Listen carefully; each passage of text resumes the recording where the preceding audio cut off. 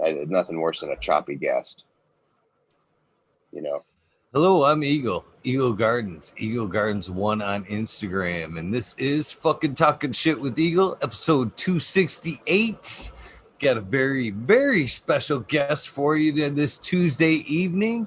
You guys know this gentleman from around the cannabis community for sure. You want to tell us how you're doing and where we can find you? I'm doing great, man. I'm about to light a doobie. Oh, I'm Eagle. Eagle Gardens. Eagle. Yeah, man. I'm here up in Bellingham, Washington. I go by Dutch Blooms on Instagram, and I have a kind of a developing a handful of Instagram accounts as also. I have a seed bank, regenerativeseeds.com, which we could talk about that later. And I put on the, I'm most probably known for the conference that I put on, the Regenerative Organic Cannabis Conference. It's kind of a touring conference teaching folks how to get deep into cannabis, regenerative cannabis science, and living soil. So, yeah, man. It's pretty awesome. I know organics is the rage right now, as it should be, for sure. And I know a lot of people here in Michigan look forward to confident. Conference. There you Sorry. go. It's all There good. you go. Thank you. Terrible cotton mouth. Good way to start off, huh? But for sure, look forward to that here in Michigan. So thanks for that. So let's. What are you smoking on? What do you have rolled up there? I'm Well, gonna get mine ready. it's uh actually I went down to the store. I was at the store today, and I bought some weed. So I'm smoking some rec weed here. It's the Dank Czar. So shout out to them.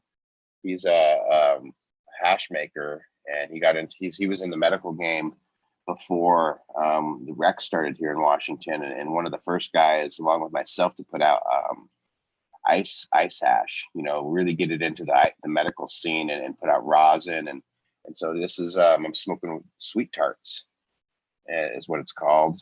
Um, it tastes a lot like the runts to me, like the forbidden fruit, a lot like the Testarossa Black Lime Reserve that I'm working on.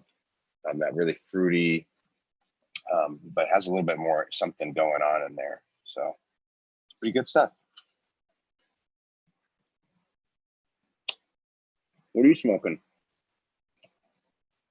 I am smoking some J1, actually from California. There, a buddy of mine, Jack Greenstock, out there in Cali, gifted it to me.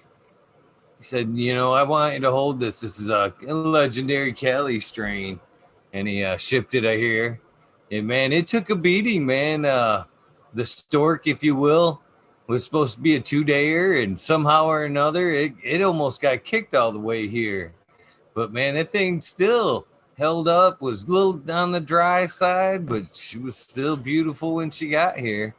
And that's what I'm enjoying tonight, Uh, it's nice Nice. to have a little bit of a Cali legend here in Michigan. So thanks, It looks Jack. like you got a mixture of plants back there, like a bunch of different varieties going on. Yeah. Yeah, I'm kind of tore the room apart last night, and today I'm kind of in the middle of like remodeling and moving some stuff around. But yeah, I'm a caregiver here in Michigan, and I run a perpetual harvest, different phases, pretty much a small harvest every month to kind of keep things fresh, and a different strain rotating for myself and the patients, kind of so that nobody gets sick of it, or always looking for a new favorite as well. So seems to You know work that out pretty well. that's one thing that I've never done is a perpetual harvest. Sorry, I didn't mean to cut you off. I was just I've heard it's come up a lot recently, and it's just not something I've delved into. I really just do the one and done, and it's kind of intriguing, but at the same time, I do enjoy the one and done nature of that. The work really hard, and then kind of slow down a little bit, and then the ups and downs is pretty fun to me. See, well, I can't really say much because I know you're a small farmer as well, but I couldn't do it. If I were to try to aim it all at once, it would be too much work. I'm a one-man team over here, so if I were to try to game where I pull everything down at once, it'd be a lot of work for me and storage, all that good stuff. Yeah. That's another thing too. I guess we could touch on real quick here. It's the way things here in Michigan are so very, very screwy about the way we handle rec versus medical. You know, I am a medical caregiver. I'm allowed myself plus 5 patients, 12 patients per, which that's allotment of 72 plants. And then I have my recreational side. I can have 12 for the house, not per person for the house. Now, this is where things get really screwy and where the perpetual comes into play and is kind of nice. Now, if I were to try to take 72 and do like a monocrop or, break it up into a couple, well, that would put me over because here in Michigan, I'm only allowed 2.5 usable ounces per patient. So across the board, that would only allow me to hold on to 15 ounces at once. Now, any harvest would technically put that me over and my patients, even if I spread it out as fast as I could. So now the perpetual helps me maintain numbers and keep, dish it out as quickly as I can to the patients and then behold the 15 in case they need any extra.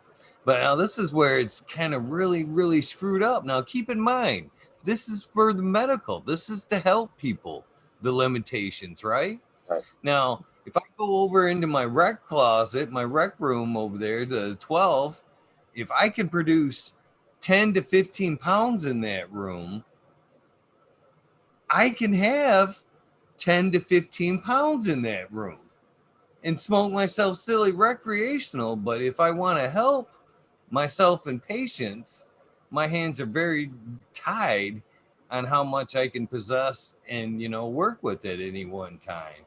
It seems such a tragedy or a farce to flip it around like that. Yeah. I'm guessing that's because the medical laws were first, and then the recreational laws came second.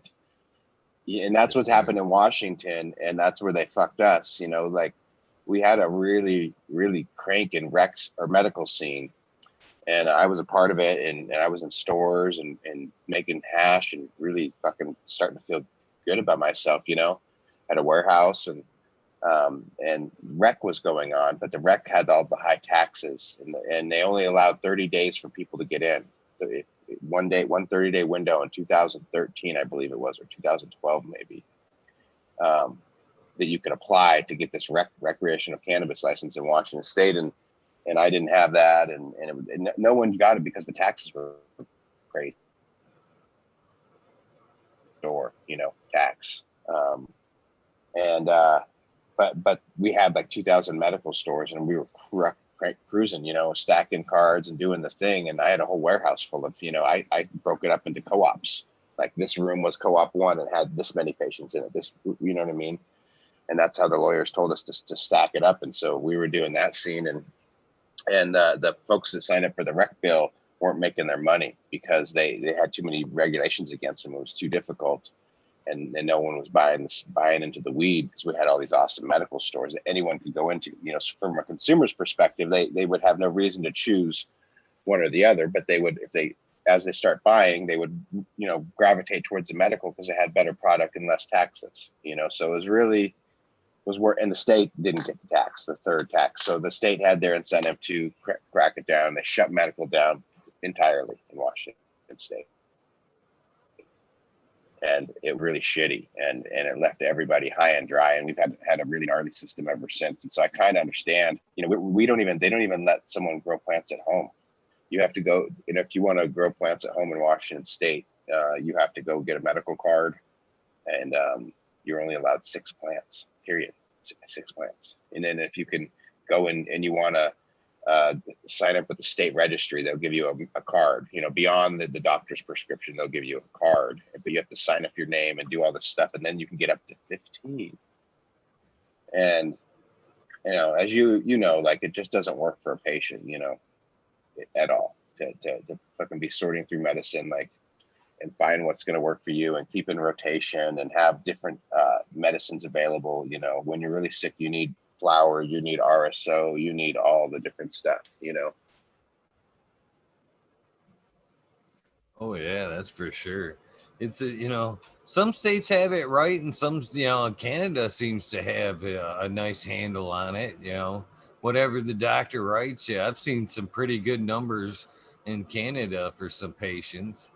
I do like that argument too. I've heard a couple. Sorry, I don't mean to cut you off. I've heard them talk it through, but it makes sense. If you can like explain it to a doctor, then they can wrap their heads around it, and then you're doing an interactive thing, and you're both learning, and the doctor's learning how to work with your body and the medicine that you're choosing.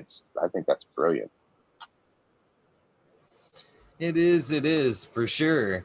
I liked that aspect of it, but it almost, from what I've seen, the numbers can be jumbled a little bit for good. For good. Don't get me wrong here. Don't get me wrong. I'm not complaining, but it seemed like the numbers could be somewhat manipulated by your ingestion method, basically. So I guess what I'm trying to say is, like, if you went to your doctor and told him, my ingestion method is fucking rosin. You know what I mean? I take dabs and I'm smoking rosin, but I got to press an ounce a day to get my, you know what I mean? That kind of numbers there to get the rosin I need. Well, that translates into some pretty good numbers. You know what I mean? In the long run, if that's your ingestion method. And I would think the same would be if, you went in and was like, if you were, you weren't. I take RSO every day. Well, RSO takes a lot of cannabis to make. Again, you could almost coerce the doctor into throwing you some super high numbers if that were your ingestion method or not, just by claiming, you know what I mean? That's the way I went. And I don't know. It's a good thing though, because I've seen those numbers laid into like hundreds of plants allotment. You know what I mean? Not just 12. In some cases, I've heard a couple hundred. I'm like, no way.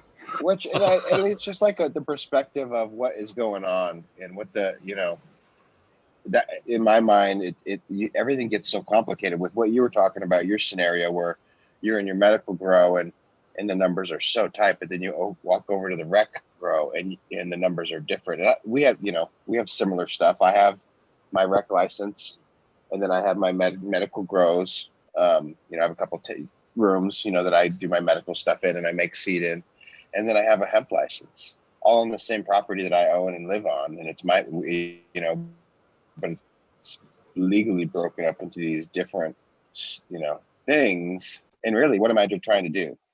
Like, I'm just trying to do my thing and like breed my cannabis and make my cannabis and make the cannabis I need to consume and grow the cannabis that I need to sell to take care of my family. It's really should be that simple. Like, the dude is into cannabis here, you could do it. Here you go, or, I don't know.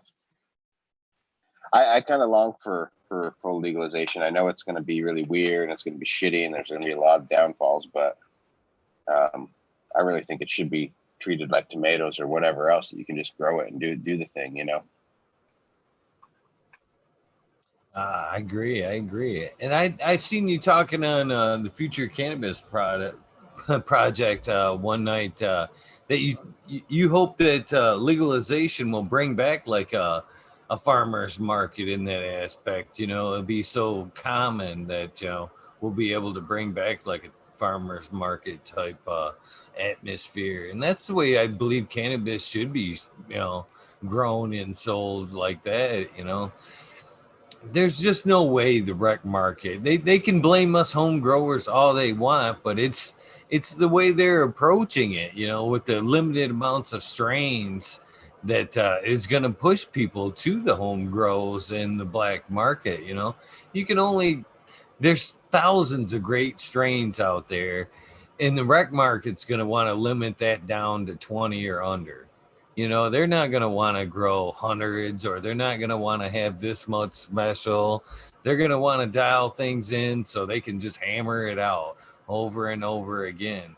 And nobody, you know, it'll be fine for some people that don't want to grow, but there's always going to be them passionate folks like us that just want to taste something new, have something different, you know, and they're just never going to be able to capture that market. I 100% agree. It's really hard for them. I mean, there's a facility up the road that is it's fairly large. It's a big greenhouse, $12 million facility, and they've done all the right things. They hired some smart people. They brought in some of the best consultants, people that I know and work with, and they're doing some okay weed, but they're really struggling, and it's because of the setup, and I don't mean that like the physical setup, because the structure of the facility is awesome, but the way it gets corporate and decisions have to be made and all that stuff, it ends up being hard for the plants to deal with that, because they're not on that schedule and on those budgets, and like they can't make those compromises. They're just fucking trying to survive and live and do their thing, like for instance,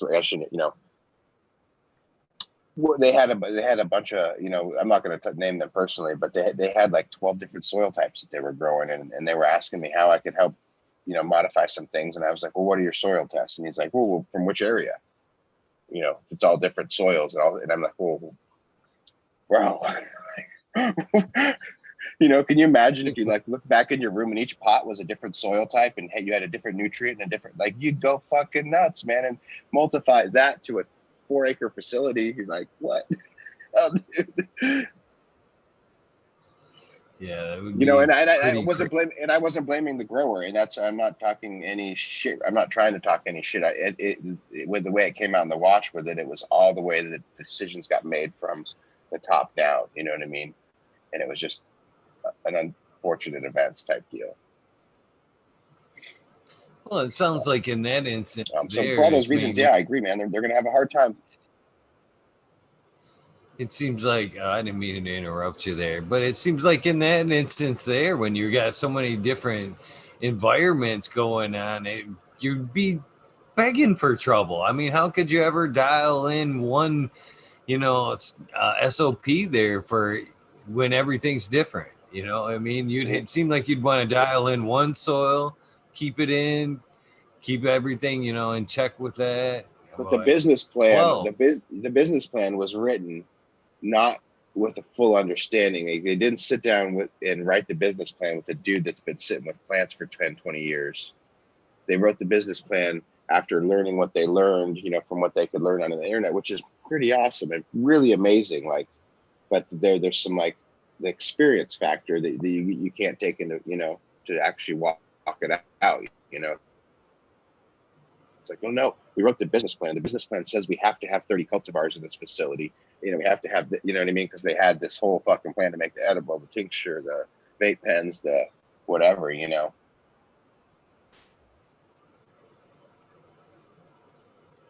I always enjoy the business end of it there. They never seem to line up too correctly in the beginning there. It only seems to work if you can somehow or another manage to be the one-man team throughout the whole thing that sees the vision and can walk it through.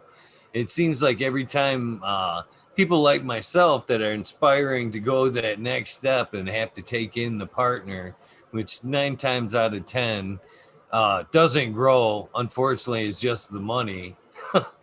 That's where they butt heads with, things on paper necessarily doesn't necessarily fit things in the grow. Sometimes they don't understand how things work and should be, and it can be quite a for a lot of people getting started like that. It's yeah. Yeah, it's a rough go, but I feel like for myself, anyways, I've had a rough go in the rec market. I've learned a lot of things and had to learn things about myself and uh, and dial myself back, and really the name of the game is to make money. You know, um, I love cannabis. Obviously, I'm super into it. I talk about it all the time. I'm really just about growing the plant and smoking it, and getting deep into that. But I've chosen to do that to make my money, too, so that I can focus only on that. And that's kind of my like lifestyle choice. And the making the money part is for me in this recreational scene. Back in the day, it was no big deal, because a few pounds would take care of you, um, but it's been a rough ride, man. And I'm really excited. I'm proud to say that I've weathered it, and I think it's because we were smart enough to set it up so that it's our property, me and my wife. We live here with our son, and so we don't have to pay a rent to somebody. People that have these recreational facilities, just for a piece of land, they pay 3-4 grand a month, and then they have to build their fence and their infrastructure and bring in the power and the water, etc. Buildings, greenhouses on top of all that, and so then if you have any bumps in the road, you're really in it. You know what I mean? So I've just had the grace to just have to pay my mortgage, which has been cool, and but recently I was just gonna brag. This is a little dirty rapper here, but I recently got product into stores, two different ways. We got a little label here. I don't know if you can see it. I'm kind of proud it's stained, but my little logo there, my buddy Brian drew for me, and he was a friend I met in Portland, Oregon, where I used to live, where I met my wife, and I was there playing music and snowboarding, and I actually got hit by a car, and that's where I got into growing cannabis was kind of through this experience of getting hit by a car, and this guy Brian that I met at that time was an artist, and he ended up living with me, and so we became good friends, and he painted this flower for me. Anyways, I'm really proud of it. I think it's really beautiful. But I got RSO into the market just recently, and hash rosin via my buddy Kaya, Pacific Northwest Roots. I think you had him on. I believe I saw.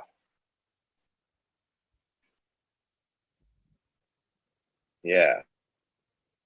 Um, so that's feels really good, man. And the hash sold out in like 48 hours. He made the hash with my product. He put it through his network with my jars, and it was gone. And we had good reviews, and I was really excited. And then this RSO, we got really good test results, and it's kind of hopefully picking off here. And um, man, it's fucking just giving me a lot of a breath of fresh air and a lot of, you know, I'm ready to fucking go now, because if I can sell this product, then I can do a lot more. I've really been struggling building out my facility and like, and kind of having that slow process, because I'm the one man show. Like you say, sorry, I just kind of went around all over the place on that, but because I am the one man show, it's been, and I may be a little bit slower than others. It's been an interesting learning curve for me, is what I kind of tried to say.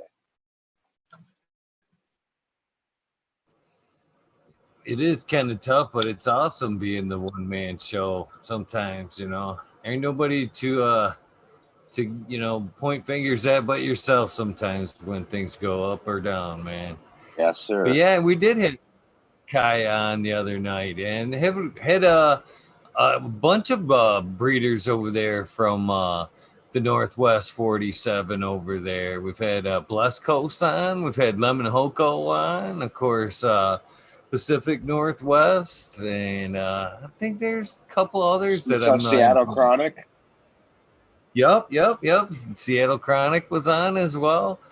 It's a great group of breeders working up there. I think it's awesome that it's actually about time, actually, that a group of breeders are working together, for the right reasons and moving quality breeding forward instead of, hype times hype. There's a lot of knowledge being passed around there, and respect for one another. That's the one thing I think's really cool, that you guys, there's a level of respect and knowledge being shared from person to person over there, instead of, somebody getting envious that this person's working with, my strain or whatever.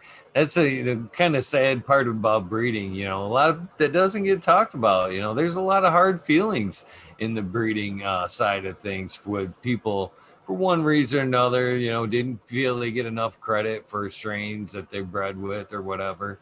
But that doesn't seem to be the case with the Northwest 47 over there. You seem to be, bonded together for the right purposes, just to push cannabis and breeding forward for the right reasons, quality breeding, and that's pretty awesome.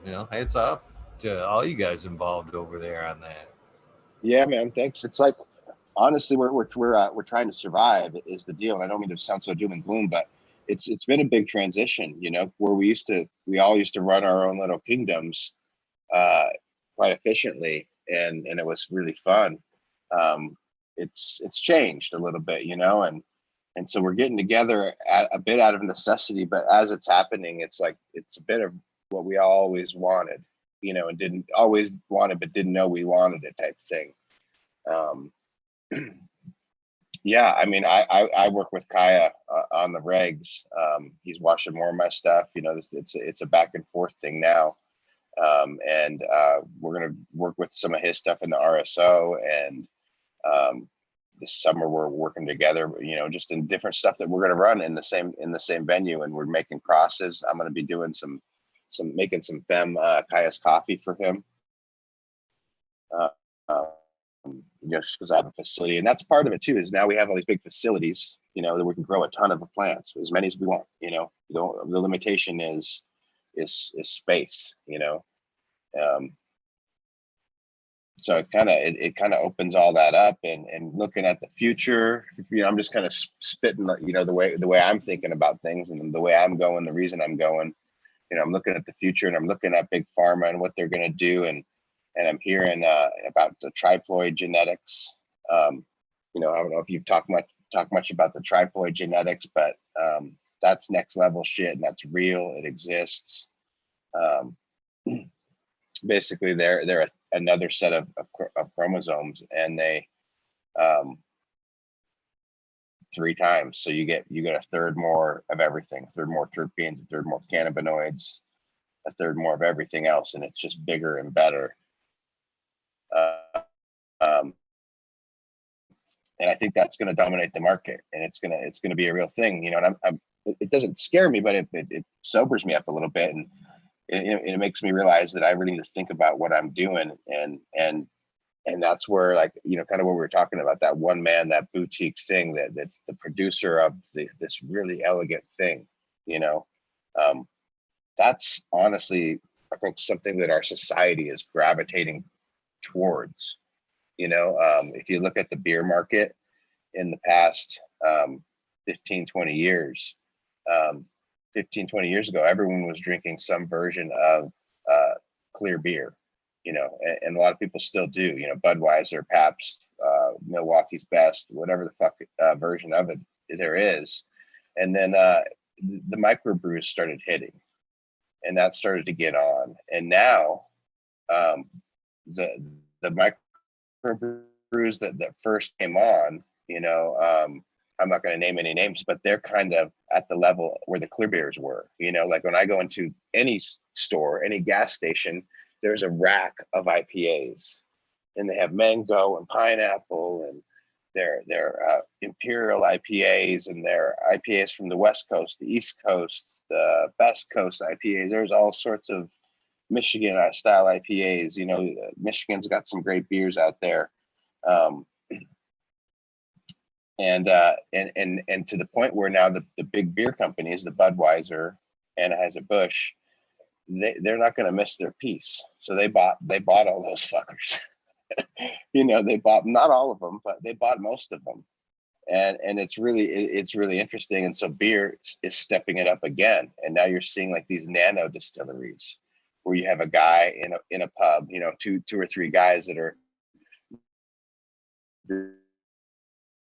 5-gallon batches and just serving, just what they can serve to their bar, right there. And I don't know, I'm just kind of going a little bit off on it, but that's kind of where I see the weed thing going, and that suits me to be that guy that maybe someone wants to on Saturday drive up to my farm and buy an ounce, maybe buy a half pound and pick up a rack of clones for the summer, type thing, maybe some seeds, like whatever the fuck, it's just a chill deal, that's kind of like where I hope that we can get to anyways.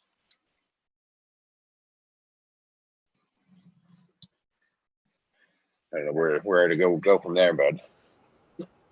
That'd be pretty awesome, I'd be cool with that. That's the level there that here in Michigan that that's the next step up. I think for me would be like the micro. That's a nice obtainable license. It's 100 plants, and then you can in-house everything here. So you can grow, you can process everything and sell in like a storefront, all in-house. But you can't like sell out to other stores, basically. But they recently have like loosened it a little bit to where like if High Times comes or there's like an event, you can go like pull a permit for like $200 and like a vendor at a show or whatever. Which to me, that's cool. I'd be happy with that as well. But that seems that's like we're right about where you want to be. A nice little mom and pop business, just enough to sustain your own, but not be a huge headache, but maintain a huge quality. That's where I want to be. I don't necessarily want to be Budweiser. I just want to I want to be able to still produce my own cannabis and survive. That's it. That was the goal to begin with.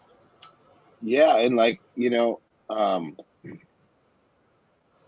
it's the way I think about society. I think that's how we should be doing things more. Part of we don't farm anymore as a whole. We have very few farmers that grow a lot of food. And I think that's where we've really got our fucking money messed up and got everything started to get messed up there in my mind. If we had more farmers farming less land, feeding smaller groups of people, everyone would have a job and everyone would make more. Everyone would care more about what they were doing and produce a better product, which would have more nutrition and have more happiness and joy, and like it would transcend all these things. And so like that the idea like of 100 plants, what I see when you were saying that, I'm like that means I would sell to my neighbors, like 10 people. I would have 10 to 20 customers tops, maybe 30 with someone that came by once or twice a year type people, and that would be fucking cool as shit. You get to know them, you'd grow what they wanted, you'd be like, hey, try this new one. I know you like that strawberry one from last time. This might be, how's your kid doing? Try this cream, whatever, it would, that seems really fulfilling and seems cool. Like it'd be cool to set up almost like your like an orchard type atmosphere. You know what I mean? You can come, maybe check out the plants, pick out a certain variety you like or something like that. Maybe like you said, they might be off making edibles or something off in the other wing. You can try like a fresh cookie or something like that. It'd be awesome, man. Come Make a out. day of it and stuff. There's so many variations on it, man. You can come out and pick out your plants and be like, no, I want the diesel, I want the Ganny, I want the Thai. Grow them there. I'll be by in 4 weeks to see the progress. Dutch, like I do the work, or whatever. There's so many versions on that. People do that with vegetables, where they have community vegetable gardens, and sometimes they'll have one farmer that oversees the whole thing and kind of keeps things going. But yeah, man, that all that stuff is right in front of us, and to me, it's not going to happen until we get federal legalization. until the big boys come in and kind of disrupt it a little bit more. So I'm kind of okay with it, and I kind of am anxious for it, you know. At the same time, really fucking happy this just happened. You know, this kind of makes me feel like it's all going to be chill and good, you know, and you know, and the fact that I'm on the show is really awesome and honorable. And I've got to go on, you know, a bunch of other shows and talk about what I'm doing, and anyone even gives a fuck.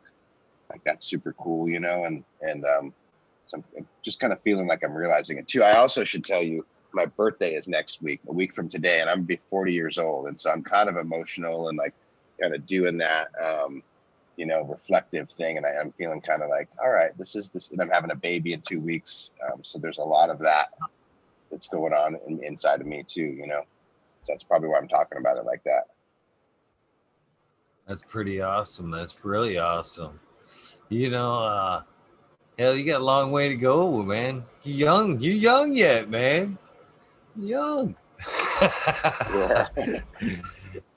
You got a long way to go in this field. So you may ask you this. I asked this of a few people, but you know, you're getting ready to have a child. So how do you feel about being able to possibly pass this on?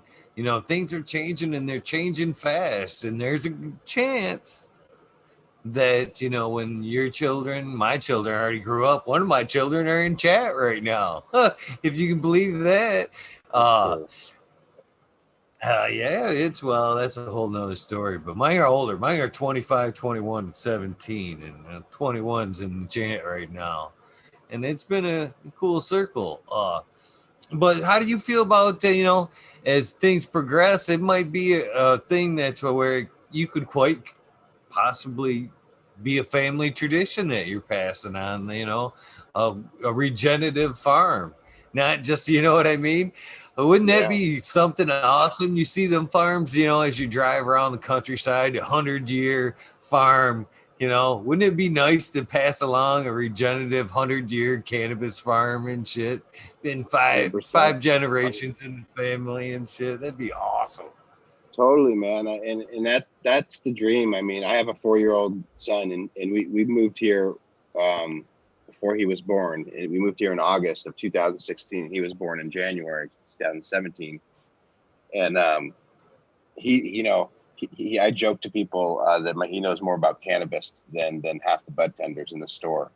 You know, and he doesn't consume obviously or anything like that, but he smells it. He walks in. He's planted with me. You know, he puts seeds in the ground. He knows about the tiny bugs. He knows about how to make IMO. He does that with me. You know, he eats drinks a little OHN here and there. He eats IMO with me when his stomach isn't feeling good. He can point out all the different flowers. He'll go and run around to each section, you know, where we're at. He'll find the herbs that he likes. He'll be just like mowing them, you know. It's the fucking coolest thing in the world. You know, it's a true blessing. And this year, COVID actually changed that because we weren't allowed to have our children in the garden until they were 21. But COVID, they made an extension for that because it was, you know, messing everybody up, and cannabis was essential, and so that allowed him to be in there, and it's been cool. You know, we've just been home gardening all summer, and yeah. You know, it's funny. Like, you know, he's got a really good memory, and he'll start. You know, when I ask him, he'll ask about what plant. What plant were you working with today? And so, you know, with the strain I was working with, and he'll be like, "Well, did you work on the Sky Cuddlers today, Daddy?" You know, just like, yes, I did. So, you know, it's cool. So, I don't want to pressure him into it, but I would be cool, man, cool as shit if that's what he was into, because he definitely can inherit a cool ass facility, you know, by the time I'm ready to hand it over. That's pretty awesome. That would be awesome. You know, and I'm still hoping, you know, my girls are young. My oldest daughter has spent some time working with High Times, just in the cup aspect a little bit there, but she doesn't growing, but I'm still hoping. I'd be way too eager to teach. I have the one that's in chat here that helps out from time to time. Again, I don't push it. but I'm just waiting for that moment for questions, and eh, they want to learn. I'm more than happy to teach. That's for sure. Yeah. But it's gonna be a good time. Yeah, But that's not them like and I was just gonna growing say, up around. I didn't grow up around weed. A lot of the guys in Humboldt and whatnot, they grew up. Some of them second, third, even fourth generation cannabis farmers, and their knowledge and instinct is different than mine. I didn't grow up in that. I've been doing it for a minute, but that's something that's going to be instinctual to my son, whether he chooses to be involved with cannabis or with farming or whatever. He's going to be connected to the natural world. He already is, which is really fucking cool. You know,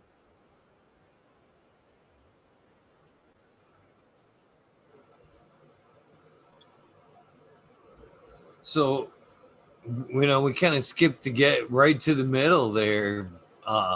Let's rewind a little bit. So when was your first experience? What set your fire off with cannabis there? You want to tell us a little bit about your first experiences? What I actually was, yeah. started leading you down the road? Well, what really got me into it was I got into a bicycle accident when I was later on, like I was 26, I think. Um, I was riding my bike. I was in Portland, Oregon. I was going to a coffee shop to meet a friend. We were going to record some music, and we had a whole 2 weeks ahead of us of recording. And they were coming in town with a bunch of gear and to do the recording. And I was really excited. I got hit by a car, and it fucked me up big time. I had started growing before that, but it was just a total side hobby. Um, Not really wasn't my focus. Music was really what I was focusing on, and climbing. But that car accident really changed everything. You know. So before that, it was my relationship to cannabis was I had I just my mom grew roses, a ton of roses. She was really into roses, and everywhere we went on vacation, she'd take us to different rose gardens or these. I remember we'd go and see, it would always be an old man, like a 70, 80-year-old man who could hardly walk around, who just like had this dope ass garden. And it would be like 4, 5, 6 greenhouses. And she'd be looking for these, certain varieties of roses. And we were really, as kids annoyed by it. But I learned how to plant roses and do all that stuff as a kid. And so when I was playing music and smoking weed, and we were living in the house and we were all smoking a lot of weed. It's like, fuck, this is a plant, you guys. This ain't that hard. And so that's what kind of it was just like that, for me. And then when I got hit by the car, everything changed. And it was like I got hit pretty hard, and I was a climber. I used to guide and in the summers and play music in the winters, and it was pretty gnarly though. I was not able to do any of those things ever again, really. And Yeah, I went through a number, like 3 or 4 years of recovery, off from that incident. And I still suffer from pain. I still have back spasms. I still have pain all over my body, mostly in my back, from it. But I work and I'm able to do stuff, and a lot of the pain is induced. But it wrecked me for a number of years, and so I became a a, a patient hardcore really, really quickly, where I was started growing a ton, and pretty soon, within 6 months of that injury, I had the whole basement full of weed, and I was smoking a lot of weed, and just kind of went down that journey really hard, really quick. And, a year later I had my own house and was just running, and having a blast. So yeah, that's what got me going. Damn. Sorry to hear about that, about the accident, man. That's climbing. It was pretty awesome. I've done just a small. I used to climb trees for a living, so I'm not climbing mountains or anything. Pretty well strapped in on my climb there. And going Yeah. too far when I'm roped around it. Being roped around what I'm climbing isn't nearly as like climbing straight up something without being looped around. Quite different there, but It's all awesome pretty. feeling. It's pretty similar, man. To be honest, it's pretty similar. You know, a lot of the same techniques in terms of rope work and stuff.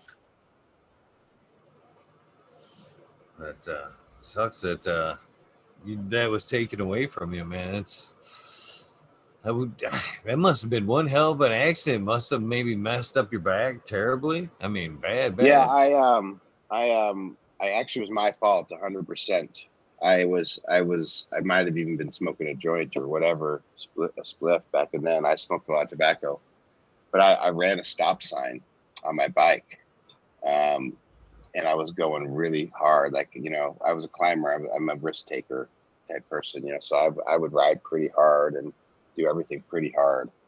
And I remember I ran that stop sign. I don't know why I laughed, but I took it really hard that day because I was excited to go meet my buddy. And I looked up and that car was coming right there. There was no time for anything. And it hit me in the shin.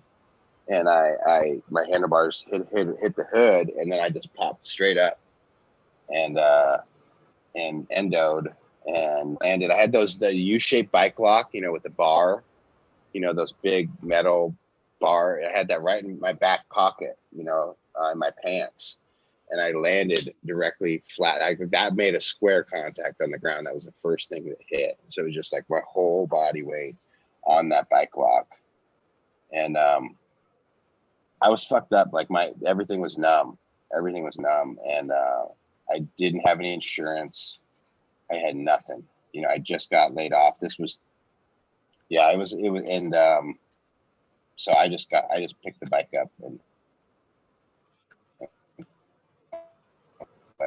you know, I was like too scared that this lady was going to sue me because you know, it's not like bikers right away. Like I ran that stoplight and fucked her car up and I don't know. So I just walked away and weed kind of saved me because I didn't have anything else at that moment. I was like really hurting and then I had this little grow and my buddy came and he basically harvested it, sold it, and like gave me some cash and gave me some weed. And it was like, I took half, dude. I'm like, you took half, and I got, you know, half pound of weed or whatever, pound of weed, whatever the fuck it was, and $1,000, $2,000. I was just like, holy shit, you know. And that's we just kind of went crazy.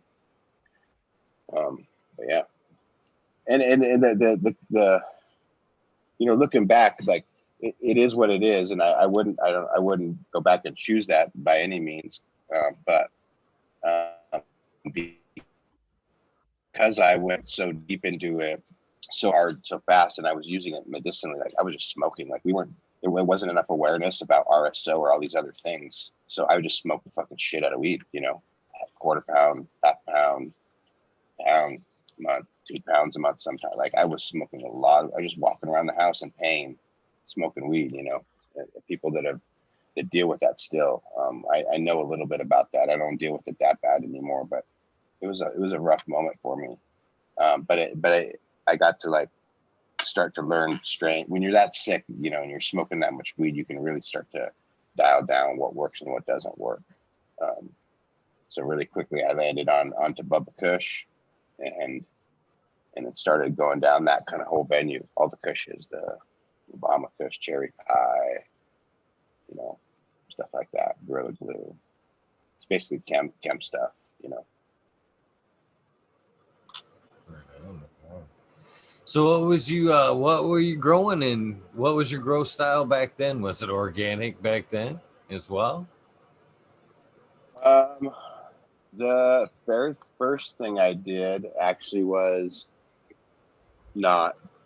It was Fox Farm, Hydroton, ebb and flow system, and then when we got serious, we moved into doing pots because we were limited by numbers, so we could do 24 mature plants. You know, once you stack the cards, so we do 24 20-gallon pots, and we use those big Rubbermaid totes, the round ones, drill the holes at the bottom, Like, why do we do this stuff? Why not just go get nursery pots? You know, no, we had to go and do something stupid. Um, and then we'd, because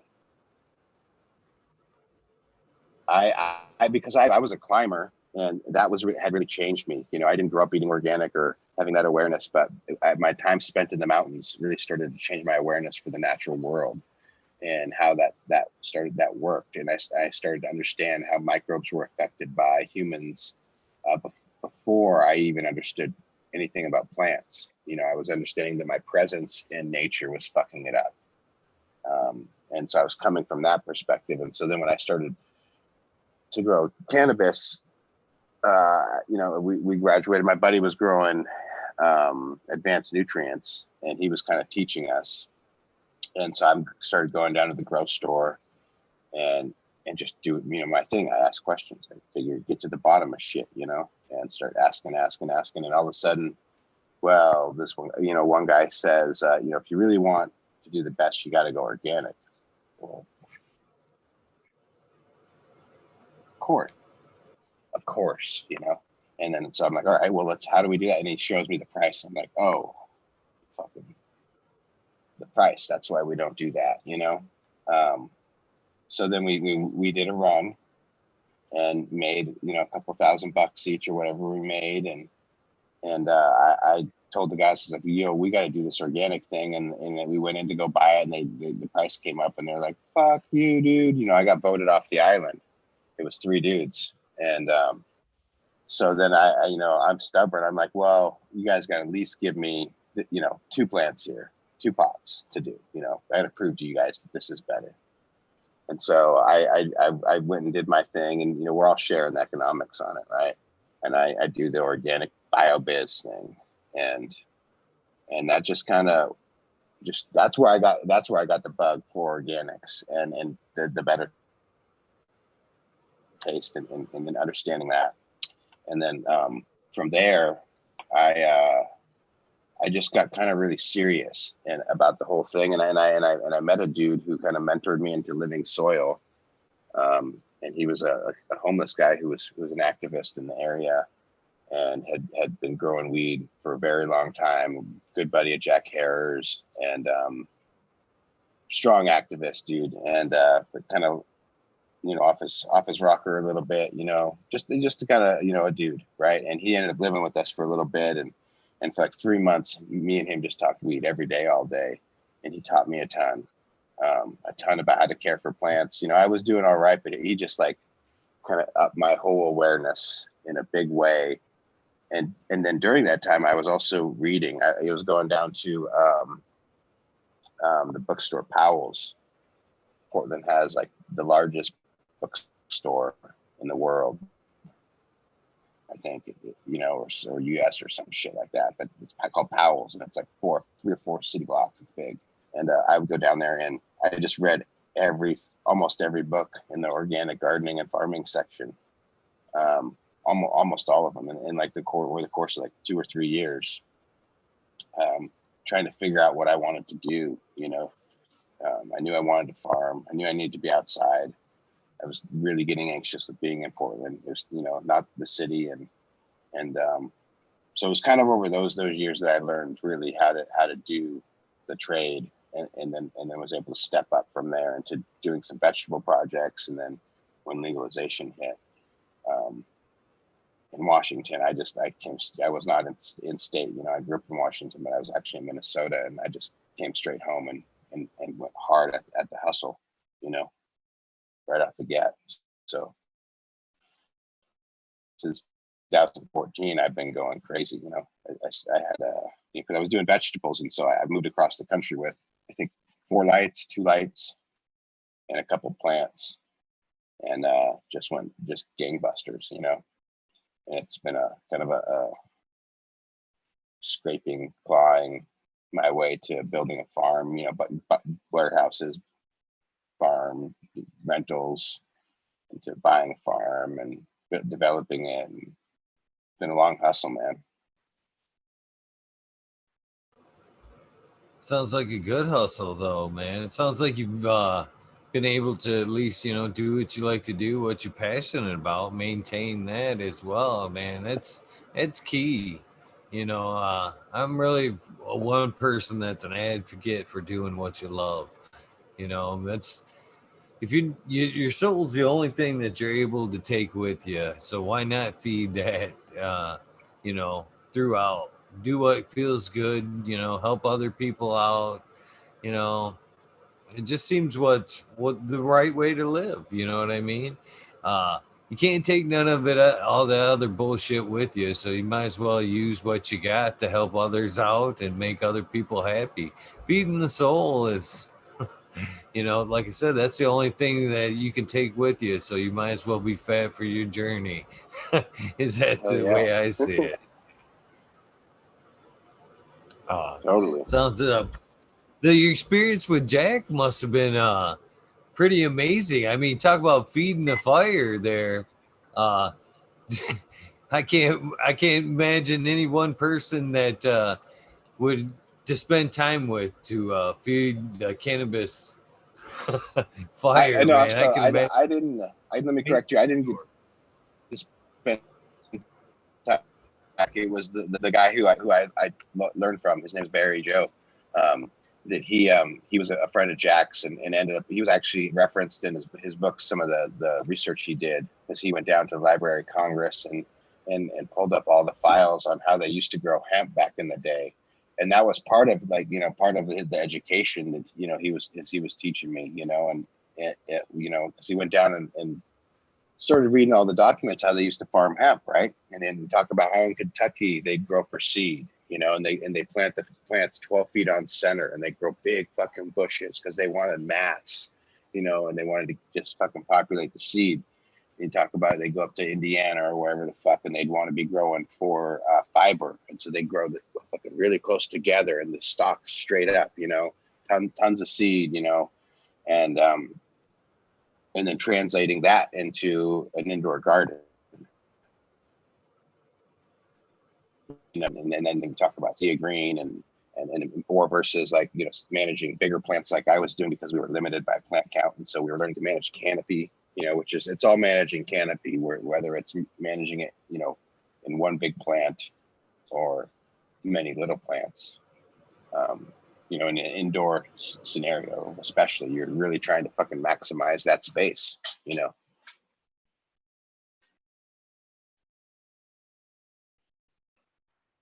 But yeah, so I didn't get to spend any time with him. I was just trying to clarify that. But Barry Joe was quite a cool is a quite a cool dude. We don't really hang out. We're not in the same place anymore. But yeah, learned a ton from that dude. Uh, so it's kind of cool that you actually started down the organics route, from the climbing. I wouldn't have expected that. I thought it would have maintained right, from the cannabis and wanting a more quality product. But you said it actually stemmed from, being out in nature and wanting to do the right thing, from there. That's pretty cool. That's one aspect from the organics I haven't heard, to be honest with you. It's usually from the gardening aspect and it's a transition. But, uh, being out in nature and then starting from there is a whole new, and it seems more right, to be honest with you. I think nature just gets you one way or the other. That's where we've evolved from. We evolved from being more in tune with nature, and every generation back and the generation before that was more in tune with nature. It just in the simple fact that they were closer to dirt, closer to soil, and I don't know. That's my theory on it. So the more any way you get to that, maybe it's doing a synthetic hydro 3 gallon pots on a tray, but you're changing that soil, even if it's a soilless medium, you're changing that every time, and it just starts to change you. Change the way you think about something. You see a plant growing, and then you get to harvest the fruit, and you start to learn how it's metabolizing and feeding and what you're feeding it, and you know it just changes you, one way or the other. It changes you, and it's cool. I've said that 1,000 times myself so far. Is there's I think it's recreation for a lot of people, even though some people maybe prescribed it as a medicine, but I think it's once a person starts cultivating that they go around that curve there. I mean, after that first run, that completion, that's when it grabs you. You feel like you've done something special, and Yeah. it just pulls you in. From then on, you have a whole new respect for the plant, and that in itself is a medicine. Cultivating the plant, I've said that quite a few times. Cultivating it is a whole medicine in its own that a lot of people don't talk about. It's that time in the garden is, I think, just as gratifying as ingesting the plant, to be honest with you. So much of it, man. So much of it. A lot of us, it's a common thing that people say that cannabis saved me or healed me or helped me or lifted me up or keeps me going or whatever form of that. Um, and for me, just every level. I told you about the injury, and it met my pain needs, but at the same time, I couldn't. I was like 26, 27. Just lost the thing that I had been doing. The thing I was most passionate about. The only thing that I was really probably good at that I felt good at. Climbing and being in the mountains, snowboarding. Um, Took that away from me and my ability to earn. So now like I'm just that's what I just remember those emotions and feeling that, and cannabis gave me money. It gave me, and I was able to spend that money to go see doctors and physical therapists and massage therapists. I was going like 2 or 3 times a week to all these people, chiropractor. Um, it gave me the time to get educated, and then the parts that we're just talking about now, where the actual soil was changing me, the microbes in the soil were changing the way I think, and my experience in growing the plant and the way that it affects me. Like everything was just morphed. So it's been from there. It's just been like it's been a whole, like, I love the going down the rabbit hole. It's such a and we called it this last year, the conference, going deeper down the rabbit hole. But that's just such an appropriate term. It, there's so many avenues you can go into. This RSO I was talking about, this is a totally new avenue for me, that I wasn't into at all, 6 months ago. I mean, I knew about it, I've made it before, but my buddy Nick Risden, he's on IG a lot. He's I don't know if you follow him, but he's been sick with a bunch of tick diseases, and he eats a lot of RSO, and we spend a lot of time talking on the phone, and he tells me about it. And so I started eating some more RSO this last year, and different types, and it's kind of resulted in putting this product out. It's it's cool, man. There's so many different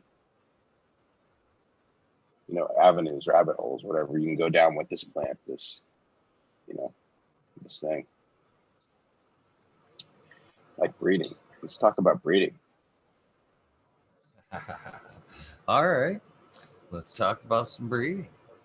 What are you? What are some of the things you're working with? I mean, you said you just dropped some things over there with Kaya. What are some of the things that you've been working on? Well, it's been a transition too, coming out to outdoor. So I was always indoor, and then in warehouse and living soil in warehouse, and then knew I had to move to greenhouse because that was going to be the model, and that was probably going to produce better weed, the sun, and then getting to outdoor.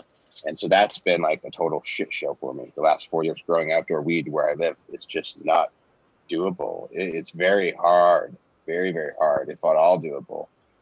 Um, and so the last handful of years, it's just been me searching through genetics to be able to find stuff that will work. And last year was probably the worst year, in terms of cold weather coming in early and hard. And then persistent wet. Everybody knows it's wet here, but it was persistent wet. We had a hard frost, hard freeze the second week of September, and then it just rained hard every day. Like usually when you look at the NOAA, it says rain every day, all day, every day here. But that doesn't mean it rains all day. That just means it drizzles at some point. And that's like, check, that day it rained, right? That's not like the Midwest, where the Midwest, when it rains, it's like and then stops. It's not here. It's just like drizzly shit. But that last year, 2019, it just fucking rained hard every day, all day, and I just like watched these plants just melt the fuck away. And they couldn't take it. And then the only ones that kind of, I lost basically my whole crop outdoors. And the only things that made it were these two crosses that this dude made, urban turf farmer, he actually made the selections down in Southern California, believe it or not, where it's dry and hot. But he made these crosses. It was a lime vine cross Testarossa and Black Lime Reserve cross Testarossa. And so I made some selections of there, made F2s, and have gone off with that kind of is being the one of the first males that I was using was from those F2 lines of those two ones. And then since then I've made a bunch of other stuff that I've crossed and kind of got nuts from there. But those were kind of the ones that I'm working those into F3s. So this year I took those and opened them up into larger populations. I think the Black Lime Reserve Testarossa, I did 1,500 seeds I opened up. And on the Lime Vine Testarossa, I did around 800 because I have this big facility. So all in all, I ran about 6,000 seeds this year. And that's kind of what I'm, is one of the strengths I have is that it is just me, and I can do as many fucking plants as I can do. And it's really about the search, because I'm really after making some good shit, and so that's what the last 2 years is what I've been doing, is running through these big populations. That's what I did again this year. There was a bunch of other stuff that I ran in the mix, and then what I came out with, I make crosses of in my indoor grow rooms, and so I have the last year's worth of crosses that I made that are in testing right now. And as soon as those, in about, 9-10 weeks, I'll be ready to release, most of those, assuming they're all kosher. And so, so there a lot of them are F1s, F1 crosses, if you will. I mean, they're not true F1s, but crosses, but, on the mother stock that I've been gathering, and I'm pretty blessed to have what I have. I'm stoked on the dog walker. I talk about the dog walker a lot. I don't know if you've ever had a chance to have the dog walker, man. No, not yet. Yeah, it's really fucking cool, man. It's gassy as fucking hell. It's the one for me. It kind of has this marshmallowy flavor to it, with a lot of gas and lime, and it's loud as fuck, dude. Like it's just very strong, like pungent. The weed that like dank. When you heard the word dank and you're like, oh yeah, I know what dank weed is. That's dog walker. So that's like one of my favorites, and I've been doing a bunch of crosses with that, and I got to get the Gary Paytons. I'm pretty happy with. I got the Testarossa on there, or the Lime Vine Testarossa on there, and the Black Lime Reserve Testarossa on there. The Medellin. I got some Crescendo. I have a really cool Reunion Islands Amal that I got from a friend, Beth Schechter. Popped some seeds and have been holding this clone for the last year and a half. And so I've crossed that up a bunch. And this one that I got to get a bunch of photos out. That's a Ethiopian seed. That's all. That's all that I know is Ethiopian shashamani from my buddy Ital Foundation, and I've done a bunch of pollen checking on it and grown it outdoors. But this is the first time I grew it in the greenhouse, and it is fucking. It blows me away. Outdoors, it was awesome. It's super resinous and thick resin on the inside, but it is fucking next level brilliant in the greenhouse. I'm just, and it's earthy and musky. It's a really cool fucking deal. And so I've got that crossed with a bunch of those. And yeah, so coming up, I'm gonna release some of that stuff, and then this next year, I'm gonna try to open up into bigger populations, and that's kind of gonna be my game plan, is to keep sifting through as many large populations and increase those populations to the point where maybe I can get up to searching through 10,000 seed of one cultivar, 20,000, and necking that down and finding the very, very best, and then getting that generation tracked down the ways to a 7 or an 8, or 9, and then having a number of those things in my gene pool, where I have a bunch of 8s, 9s, F8s, F9s, S8s, S9s, and then taking those and making those crosses. And then those are where the money makers are going to be, or where I'm trying to get after, and something that I can put in production, that a greenhouse company or producer, is going to be fucking stoked on. It's going to be consistent. They can pop every single bead. It'll be, we can feminize them. They can be female, and they can produce the fucking thing, with all the things that you want. And in my situation, I'm breeding mostly towards, one, resistance, mildew and resistance, but I grow in greenhouse too. So and I grow year round. So kind of the genetics that I'm working on, in my opinion, are going to be really best for every greenhouse producer, in the winter that wants to do winter runs, because it's cold, it's wet.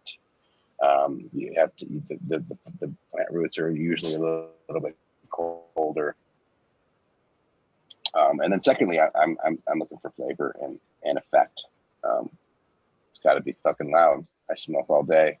It's got to be really fucking loud, and it's got to get me really, really stoned.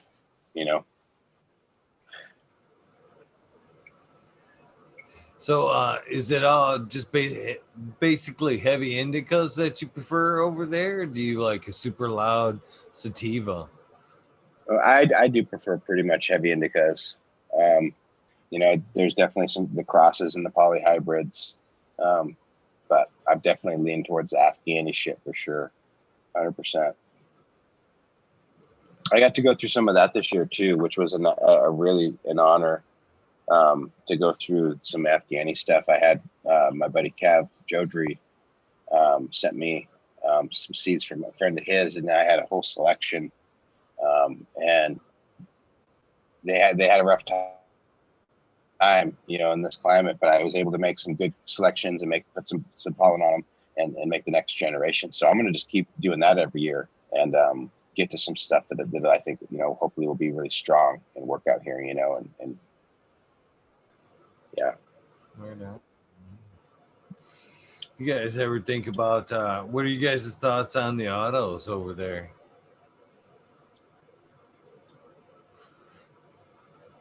I'm into it, man. I'm real into it. I kind of started to dabble. I have a couple acres up front, and I started a couple years ago, got a hemp plot going, and was like thinking I was going to breed towards smokable auto hemp flowers. And what I realized at the end of the season was I was too distracted. It was too much, and that I really, really had passion for what I like to smoke, and I felt like I was going to be most successful focusing on that, and so I kind of backed off on that. And over the last couple of years, I've met a bunch of people, and a bunch of these different breeders. We become better friends, and spend a lot more time talking and doing shows and learning from each other. And Dan from Mandalorian genetics, full duplex. He's become a good homie, and so he and I are doing some projects together, and we've been kind of talking about it for a while. But this next round here, I'm about to pull down uh, a crop here in the next 2 or 3 weeks, and then right after that, we're going to do a feminized run of his Bobby's Widow. Um, that he's won some awards on, and super gassy and frosty, and so we're just going to do it. I might use my greenhouse and make a big run of that Bobby's Widow. And so I feel like that, I guess to answer the question, I feel like my way to be involved in that is to work alongside someone like him who's been doing it for 10 years. You know, he's just been breeding autos for 10 years, and he's super experienced. And you know, for me to jump into it, I'm jumping into it a little bit. You know, I'm having to learn something else, which is cool. I like learning things, but I don't know, just kind of is working out that I have friends that do all these other things, you know. So like I talked to this guy Hoku today, Hoku Seeds, and he's a CBG hemp farmer.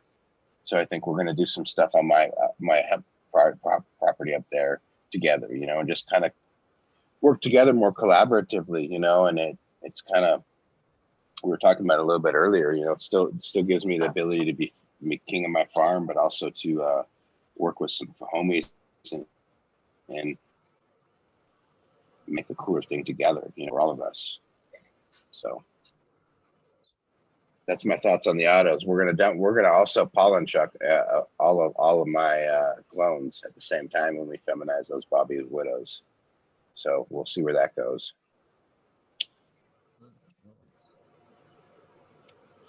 You know, I'm on kind of on the fence myself with them, you know, but I kind of had this weird like revelation the other day. I have like my mind works in like some wild ways, I guess.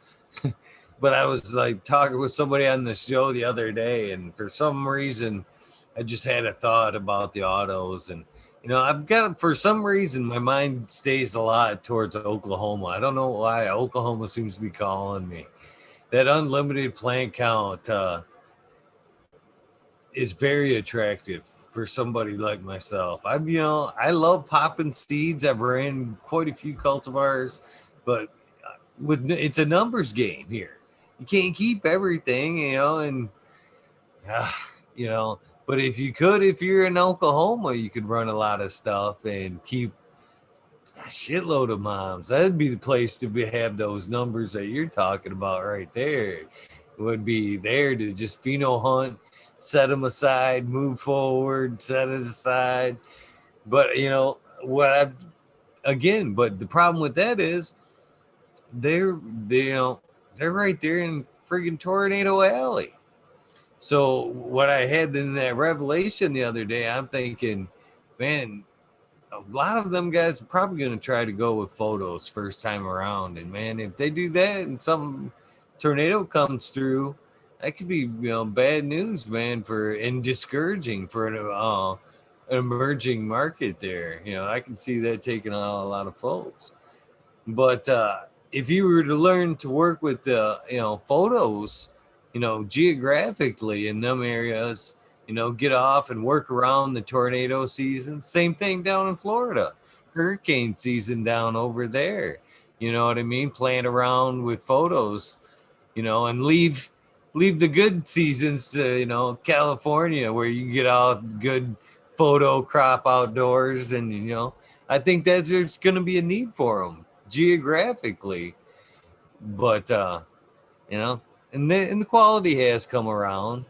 It's to somewhat as what from what I've seen, man. I've seen some people up there in Canada, Boom Farms, guy I've had on the show, man. That cat's growing some nice 6, 7 foot autos outdoors. That's, in my opinion, that's pretty impressive for an auto. You know, that's a Yeah, long way I from where mean, they.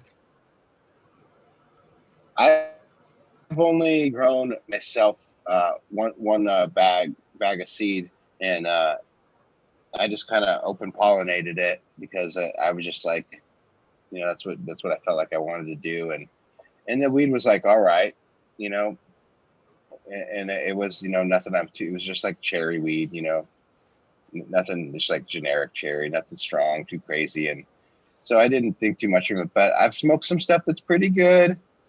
Man, Dan's stuff is pretty good. He's got gas, man, for sure. And I think that I'm really gonna be excited. Like I'll be honest. I won't pull any bullshit when we run these in my greenhouse. But my I'm really happy with my greenhouse and the soil that's going on right now. It definitely has. I have issues, that's not without issue by any means, and it's got good qualities. And the thing that I'm most stoked about is the soil, and it's really alive. It's got a lot of good biology, and I can put unhealthy plants in there, and they just start jamming. And so I think that and a lot of the autos are bred in pots, and the triggering factor is when the roots hit the edge of the pots. That's what kind of triggers them to auto, right? So they can grow bigger pots and then get a bigger plant. Like you're saying, some guys will grow 15, 20 gallons and then get 6-foot plants. So my greenhouse is direct in the soil. It's raised beds that are direct in the soil. So and I'm not the first one to do this by any means, but I just think I have some really good biology, and Dan has some really good genetics. And fuck, if the two of us can't grow a good fucking batch of weed,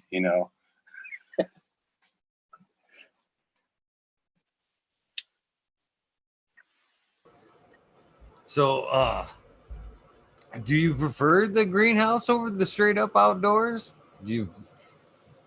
It's two hugely different environments there. I mean, if you had your choice, would you rather be in the greenhouse or straight up outdoors?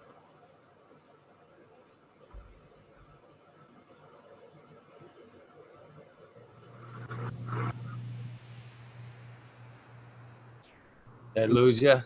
Yeah, I can hear you now. I lost you. My headphones died, and it was taking a second for the speaker to switch over, so I lost what you were saying. Right on. I was asking you if you prefer to be in greenhouse or if you prefer to be outdoors, straight up outdoors. Greenhouse. Yeah, your way. Greenhouse. Yep. And I think if I had to redo from ground up, which I think about every now and again, I would dig out an acre, like 15 feet down, 20 feet down, like a basement. I'd dig a big acre fill or half acre basement, line it with cement and insulation, all the way around, under the whole fucking damn thing. And then put a greenhouse roof over it, with the depth, and grow in that. I got to spend some time in a Nexus greenhouse that was on slab with solid walls, metal solid walls, and so it was kind of a hybrid warehouse with a greenhouse roof.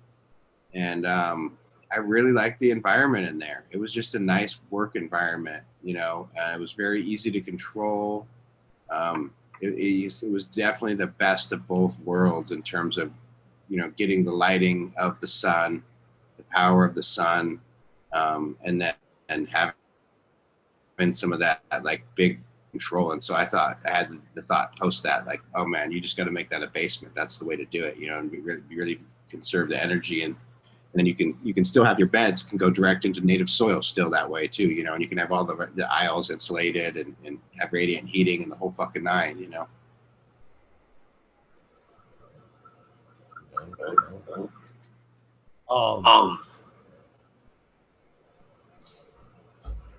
So do you how would you start off building a good soil for a greenhouse like that? Would you start off building off the ground layer there, the native soil, or would you just start building right on top of that and let it grow into the native? I guess the answer is it depends on what you got. So first you got to test and find out what you got. You need to do a perk test and find out if you have enough drainage. You need to do a soil texture test. Go and scoop it up, put it in a jar.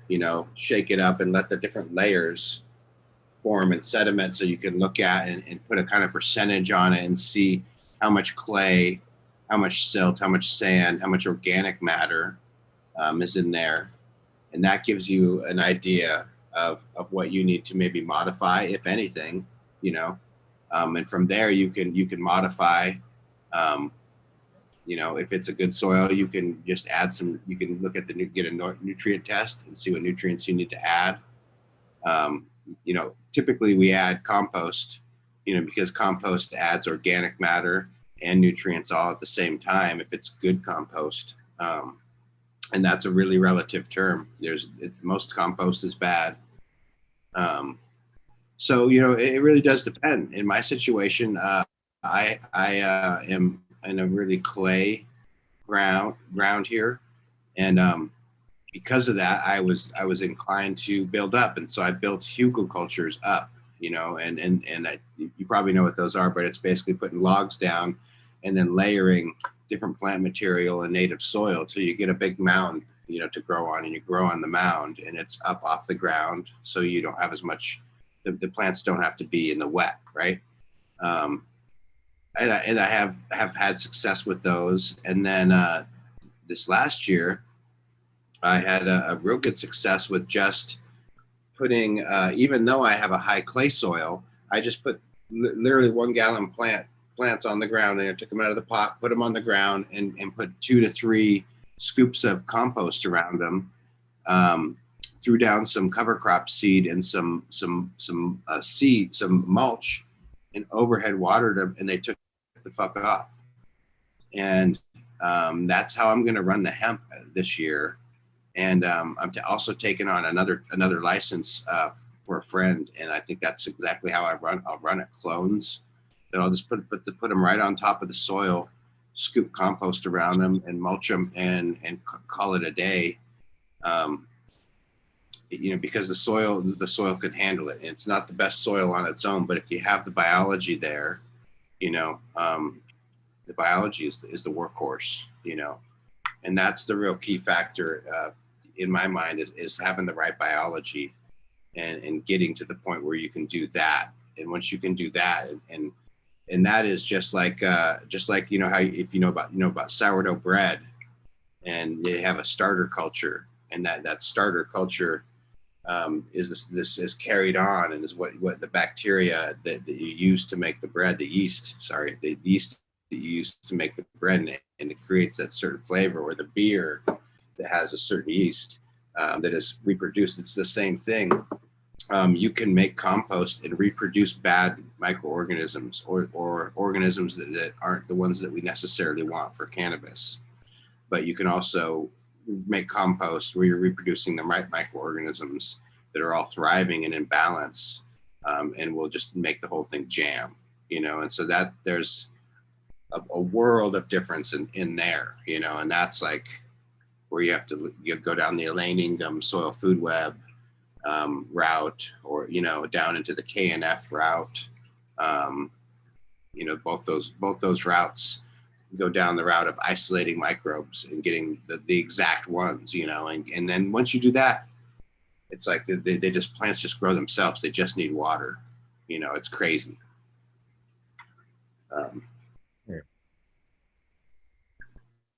It's a deep rabbit hole. Organics is definitely a deep rabbit hole. That's for sure. So, I'm trying to debate if I want to keep down the organics rabbit hole. I had some other questions for you, but the organics rabbit hole can be quite deep there. So I guess one of my immediate questions is soil how wet or dry? You know, that's, you know, layers is something that seems to be a hot topic right now. And so it seems to me, you know, you're trying to keep it on the dry side, basically. You know, you want to have some soft, wet pockets, but you want a quick draining soil. I mean, how can I, you know, supercharge or thin out my soil to keep it more aerated like cannabis likes there? You know, in my opinion, cannabis loves an airy soil. So, and soil can't necessarily be airy all the time. That's, I think, necessarily in a living bed. I'm worried about it getting to be airy because right now I'm coming from like a cocoa, and I think that's where, you know, even when charged with microbes in a cocoa environment, I think I do all right. But I think it's that airiness of being able to push that all the time that helps push things along. So can I do that? And can I get take soil down to its just minimum, and make it super airy with a microbe and kind of supercharge it, or no? 100%. Think about like in nature. If I know you've seen like pictures where a cliff, where there's a tree growing off a cliff, or a weed growing in a gravel pit, or a little piece of moss or lichen growing on a rock. How the fuck does that happen? It's microbes, 100%. That the process is microbes take rocks and turn them into minerals and make them plant available food. And the earth is a rock full of minerals, and it's layers of that shit happening. And then humans have gotten involved, and we've killed those layers of microbes, and we've imbalanced the system to where it's fucked up and compacted. And so, like, even though you may have a clay soil or compacted soil or all these things, if you get the right microbes in there, they make the pathways, because it's just like an anthill, but on a smaller scale, right? If you remember those, like the ant, we could see the paths and the tunnels that all the ants would make. Those are airways and pathways that the microbes are making, and the worms and the microarthropods, and they're all making those, and they're making glue that kind of holds and pulls moisture, so that moisture is consistent. And even though when it rains and the rain comes down, there should be enough holes that the rain should just go right through, and it shouldn't puddle up on top. And that rain is actually pulling in more oxygen into the soil, and the whole thing is just like this ebb and flow. And at night, that moisture comes up and then it comes down, during the day. And mulch is really the thing. One of the biggest learning curves for me in organics, or the biggest like aha simple stupid thing, was when I learned to finally mulch all the time. Mulch is necessary because it holds the moisture at constant. And so it's kind of back to the concept of doing the proper composting or making the proper IMO. In doing that, you're really learning to create the right balance of ingredients, just like making a cake. You have the right balance of ingredients, flour, and baking powder, yeast, and water, and then you keep it the right moisture, and then that makes your cake. And if you get the moisture off, it gets, goes one way, or if you give it too much moisture, too little, it goes one way or the other. Same thing with the soil. You get too much moisture, you start selecting for an atmosphere in a certain atmosphere where certain microbes are going to thrive, and those aren't necessarily, if it's too wet, then those aren't necessarily the microbes that you want for your cannabis. If you go too dry, those aren't the microbes that you want for your cannabis either. So you want to be like right in the sweet zone. That's a little bit different in synthetic growing. In synthetic growing, it's really, we found that it's advantageous to have a dry out period and a wet period. And so you'll have like a lot of, that's why the flood and the dry thing, and a lot of people do that, and it works really well. And you can flush out any of the excess salts, and you can flush in fresh, clean nutrients, fresh, clean oxygen into the root zone, and that's what's going on there, in that, but in this living soil, we just want this like this living thing that's just kind of happening, where the microbes and the worms and all this stuff is living, eating, shitting, fucking, having the zones happening, and and the cannabis grows the best when it's consistent. And so one of the cool techniques, you probably say, I'm sorry if I'm saying things that you don't know. I kind of, because I used to teach rock climbing, and so I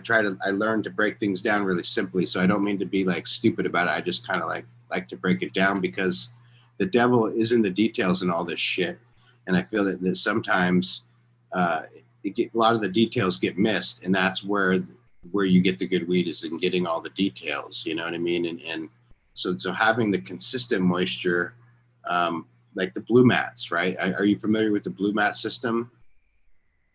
You know, those things are fucking epic for living soil, because they give you the ability to have a consistent moisture all the time. And for me as a farmer, once that's dialed in, I don't have to do a goddamn thing. I can just pull plants out, put them in. It's like this fucking, I don't have to give them nutrients. You know, once a week I can come by if I want and give them a compost tea or not, you know, for the most part. You know, I do a lot of other stuff because I'm a professional gardener and I'm pushing plants and I'm doing all sorts of different things. But for the most part, I could pretty much go grow amazing weed by just putting plants in the fucking living soil, and walking away, you know. And where the debate happens is in the spectrum of the fuck ups that we all have, right? Because we're not hitting that optimum level. You know, maybe we don't have them right. And I'm in there too, man. I've had the wrong microbes. I've overwatered. I've underwatered, you know. I'm throwing myself in the mix with everybody here, but I think that's where like a lot of the debate and confusion and all the stuff is going on. It's because we haven't been smart enough to use tools to like say, no, dude, this is the moisture level. You know, this is the amount that I weighed out, you know, or what, you know, this simplifying and kind of getting into the nitty gritty of it, you know, when we're, you know, talking shop, I mean, trying to figure it out, you know.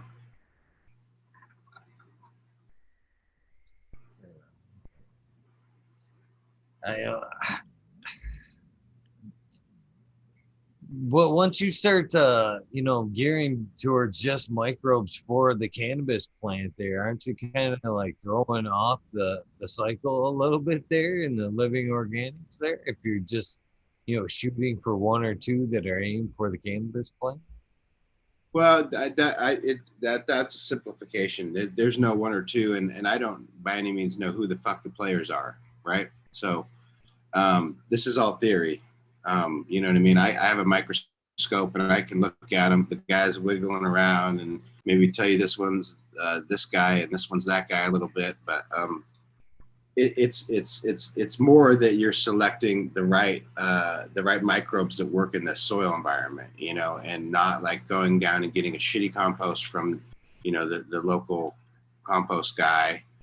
But like, you know, in KNF they teach go up into the mountains, into a place where there's no human contact and where they haven't destroyed, and you see a really healthy environment of biology, you know. In KNF, you're specifically looking for fungus, and you're trying to grow up fungi, you know. But in making good compost that's well rounded, you could go up into those mountains, find a thriving ecosystem, and take a spoonful, you know, or a cupful of soil, and then go take that back home, and that is full of all those organisms that are thriving, you know, without any nutrients, without any watering, without any of that shit, you know. And you take those back home and you grow them out, you know, basically and you grow them out through giving them the right food and the right moisture content.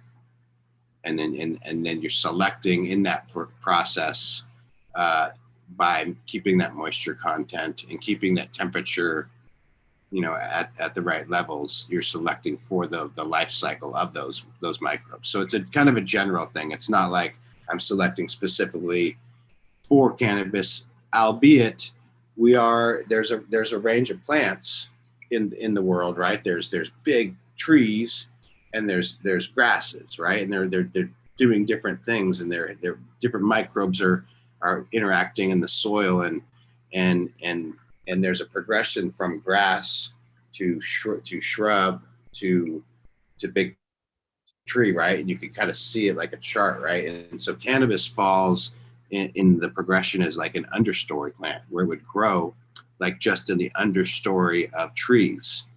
And so if you go and look at those areas and you look at those soil, you find out that they're a little bit more fungally dominant because they're in the woods, and the woods are dropping their leaves, they're dropping their trees, and the microbes that are feeding off them is fungus. And so that the soils end up being more fungally dominant, right? And so we've mimicked that in our cannabis living soils. And that's brought out more terpenes, more cannabinoids. It's pushed a lot of stuff. And in our greenhouse production, we've noticed that, or I, for one, have noticed, and a bunch of folks have been able to quantify this better than me, that using a diffused light, it grows better, rather than being directly outdoors, but having that diffused light, just like if you were in the understory of trees, you end up getting a better canopy and a much softer, plusher leaf. Like the leaves inside my greenhouse are unparalleled to the outdoor, unparalleled to the indoor.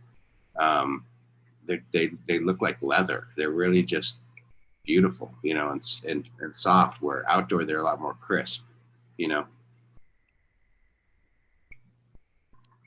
So I'm curious to pick your mind as a gardener, we're always looking to, push the plant as far as we can.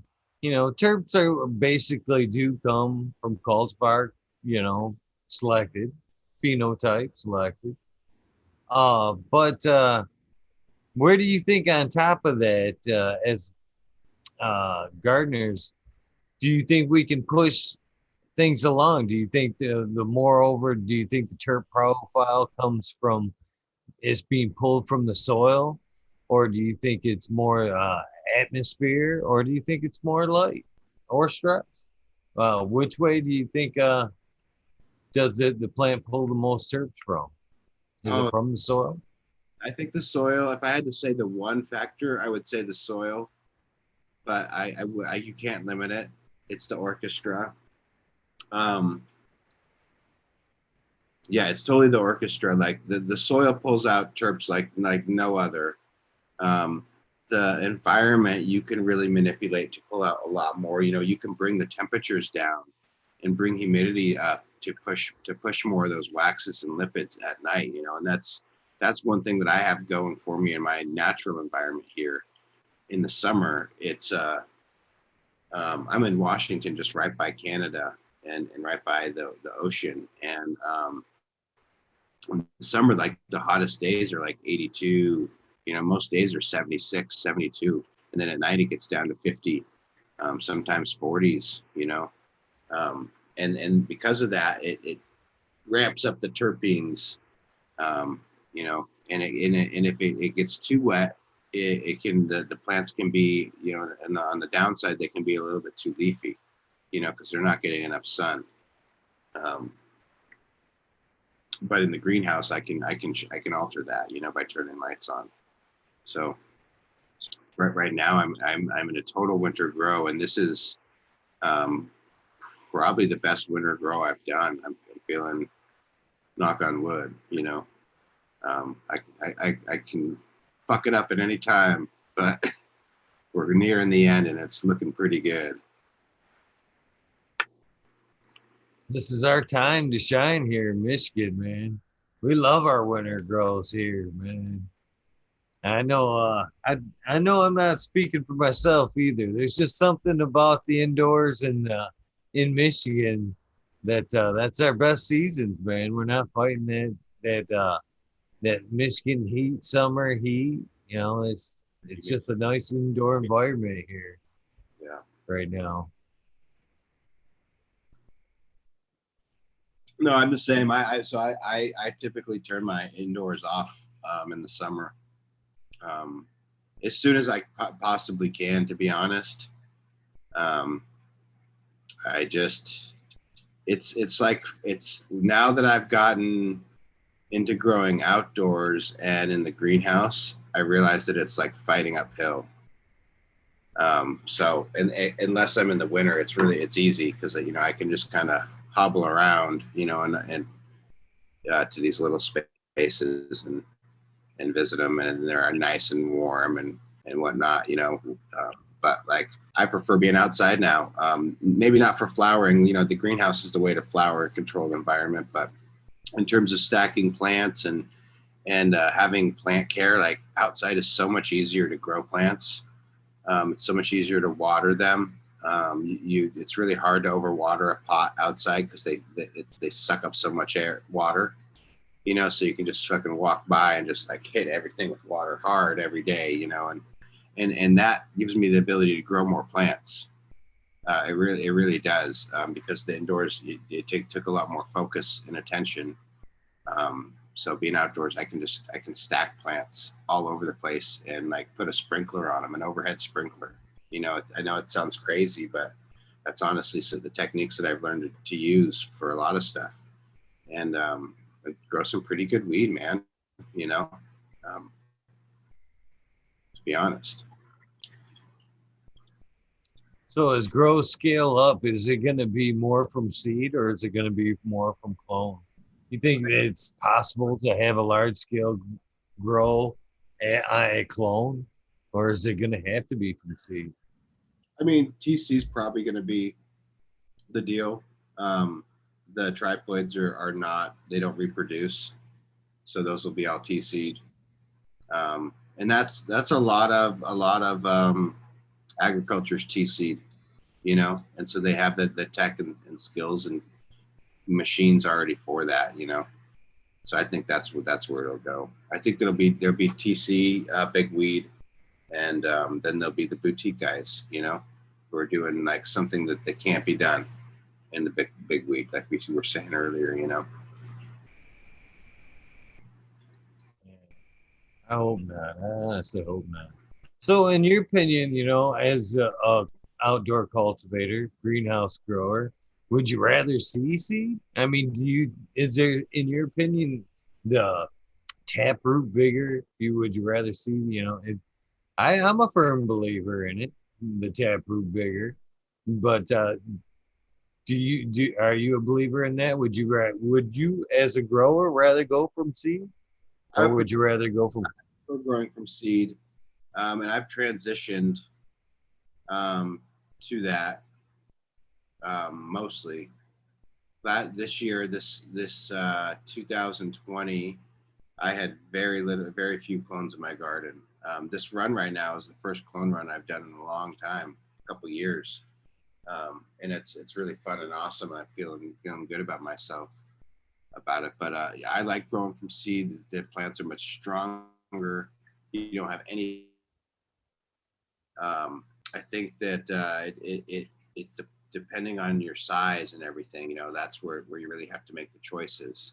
You know, because if you don't have like a lot of space or a lot of plant count to run through a bunch of plants, you know, then you really need to make your plant count or your space valuable, and then clones or sometimes feminized seeds, you know, are the way to go. And that's why we're taking on the project. I'm taking on the projects to do some fem work with my buddies, because they have like really good, you know, rock star lines, and it's like, let's make some feminized versions of that, so it's really easy for people to access and easy for farmers to use, because clones can be hard, you know. You got to be on it. You got to be really clean, and you get degradation if you don't, and it's really hard for people to. It's hard, you know, to do that shit and beyond that, you know. It's a discipline, and your mom's got to be good. You have to have a whole scene, you know, to do that proper. Versus seeds, you can just do a run, like, you know, like a tomato gardener, you know, you just do a run and pop some seeds, and, you know, go down and buy some more, you know. What the fuck? All right. Yeah, I'm trying to picture myself, you know, a big grow myself. You know, is it going to be like the hemp grow that you described earlier, the tight rows, you know, the nice and tight plants, they're all together and like corn, or is it going to be, you know, the 12-foot apart, the monsters, and, you know, big plants like that? You know, which one do you think you will go? Do you think will it be the bigger monsters, or do you I think think it will be the?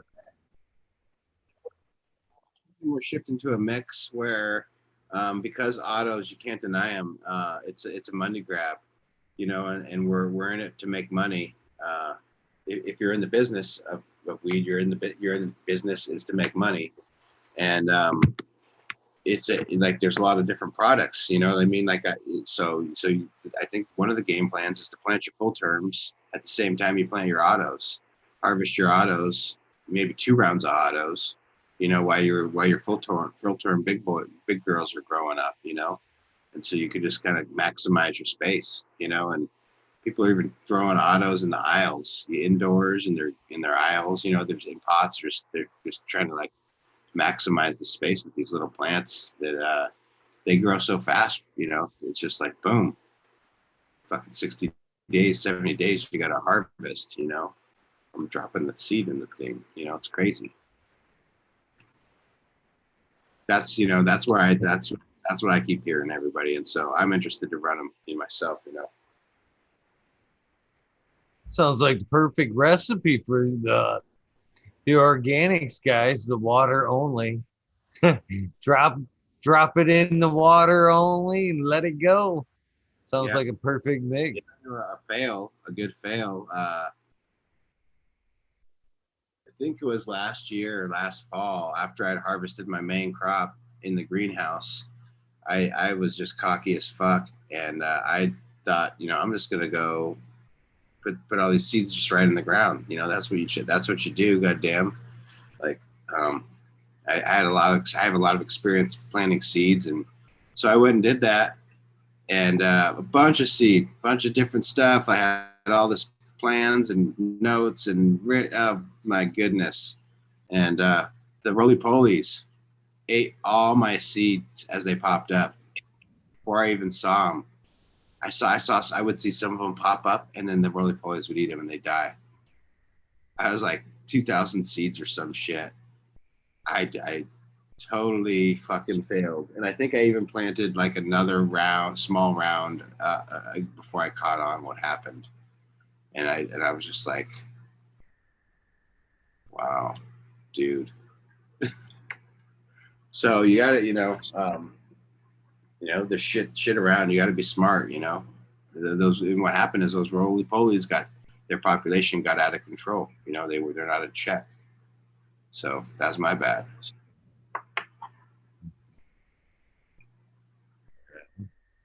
These things we live and learn, right? Sure. Things we live and.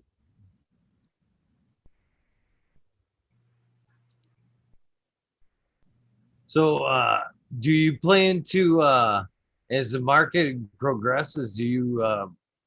And it's a weird market, like you said. There's so many avenues you can take it. You know what I mean? Do you plan to produce for flour? You plan on breeding, for extracts? I mean, there's there's definitely a difference. I honestly think it has to be right around. I'm still right around the 20s guy. I think just because it's a higher THC number doesn't make it necessarily uh, a better cannabis by any means. But it matters now if you're doing extracts. You want to see them numbers. But I don't think that necessarily translate in quality.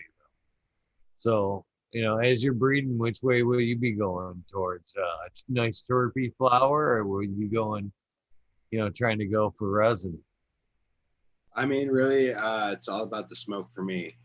So it's like, and I would choose flavor over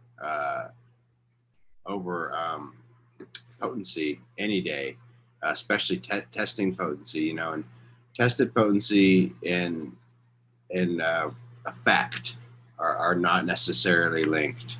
I think terpenes are really the big drivers, and so like you can have some stuff like you say that has lower THC numbers, but has the right combination of terpenes, and it just lights you the fuck up, And for me, I'm driven by the terpenes and flavors.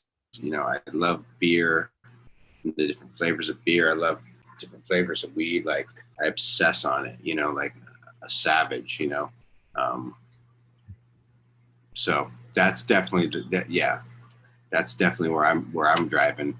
But in the profile, you know, like I tend to gravitate towards more um, definitely gas and acrid type flavors. You know, I have a lot of fruit stuff that comes through my hands, and the fruit, because my environment, like I was saying, it has so much moisture and such a drastic drop temperature swings, um, and the soil's jamming so hard that the plants end up being so damn loud. You know, like the fruits are really strong, they're really, you know, and so I can't deny some of it. You know, it's like it's fucking pretty good, even though I don't really want to be smoking fruits because it doesn't give me the high that I enjoy. You know, and that's I kind of want to be hit over the head a little bit. You know.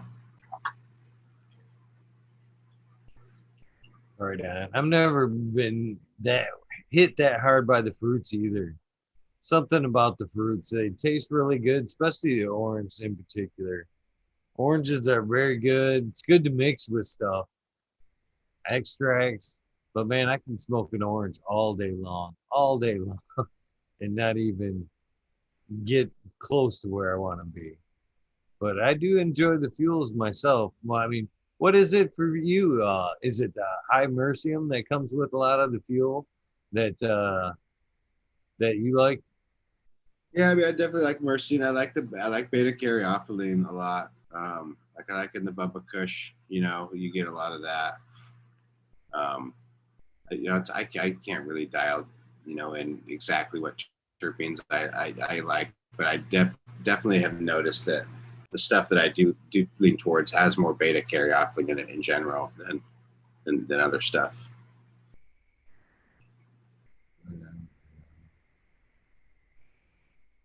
Yeah, I enjoy a good indica myself, but you know, I just, for me, I enjoy a nice sativa too, but I just don't have the patience for a sativa as a gardener. You know, Got a cool one. I seen that the pack you're holding up was the GG4 times the Mac there.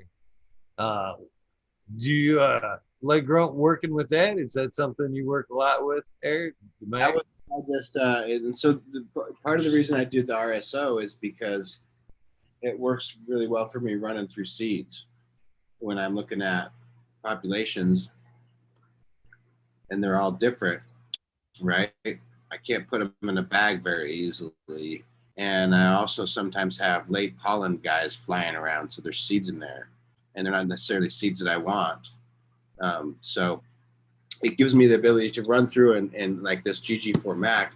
This was done by Lorax 315, and I ran through 100 or 200 of these, and the fucking flower was delicious. And so we made RSO out of it. You know, I made my selections, and then I re-veg after the run. You know, that way I can let it run all the way out, and then I can take cuts off of it or replot it and re-veg the plant, and then get my clones and make seeds afterwards. That's kind of my process is to do big runs, look through the plants all the way through, and then re-veg and work the re-veg cuts. You know that's a question that I guess I have for you. That's something that's been on my line quite a bit since I was talking with Genetic Memory Farms about it, and that was seeds. Uh, Cannabis when it's making seeds there. Obviously, when it gets seeded, it goes through another change, and we believed when we came up in that conversation there that it's a whole different effect that you're getting from that seeded flower there, a whole different buzz there.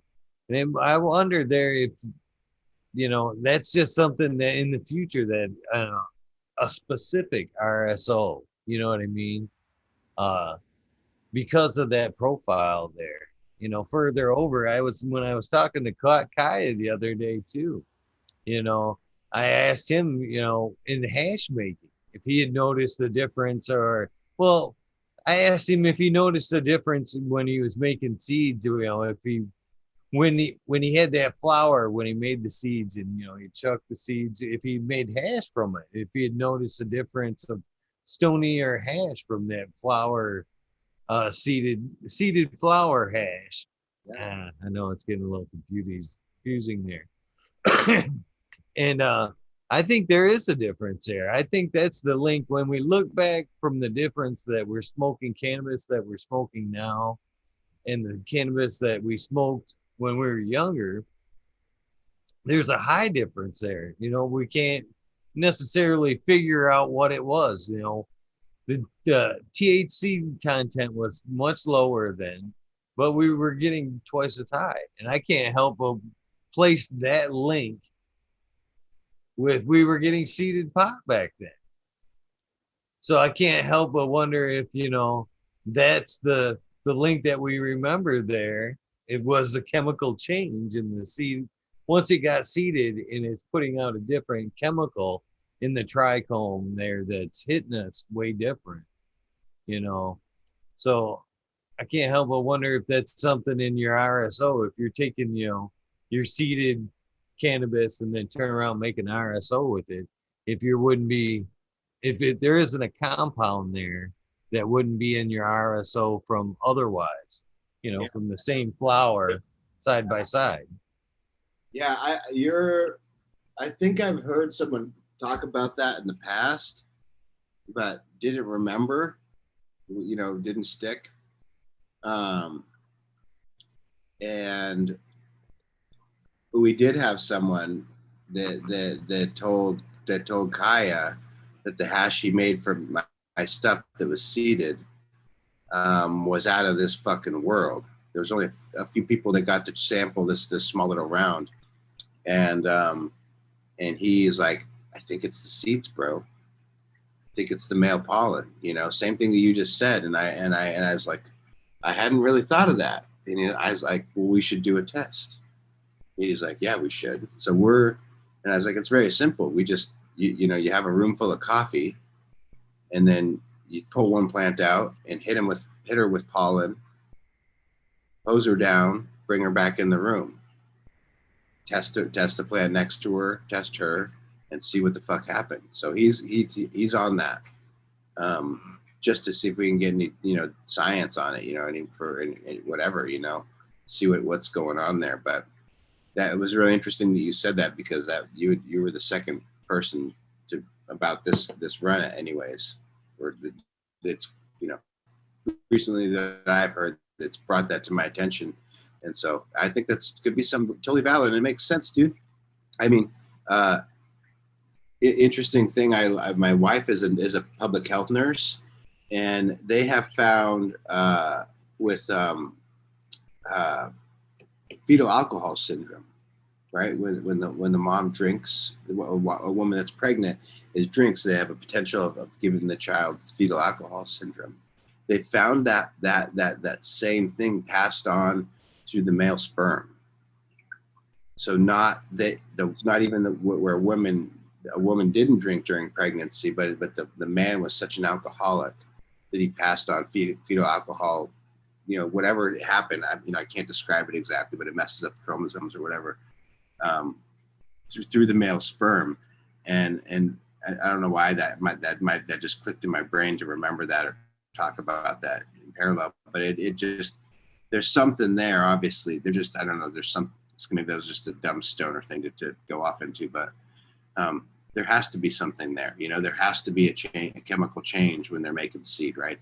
And it's a difference in, obviously we like sensimilla, and that increases this one thing, but the other thing could be anywhere different on that roadmap. It could be a seeded crop that's fully harvested, or it could be a seeded crop that's at some point in the maturity, where maybe you get a certain ratio of cannabinoids that's awesome.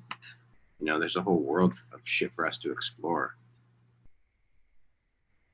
Right on. I do, and I do. I think there is a lot of something behind that. I mean, plants in general, when you take, a GMO plant, it's kind of the same thing. You're stressing it out in a different way, and it's just taking a different course.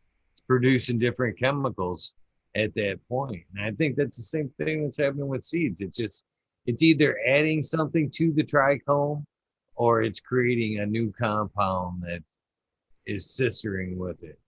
And but I'm very interested in what goes on there, because I make a lot of hash.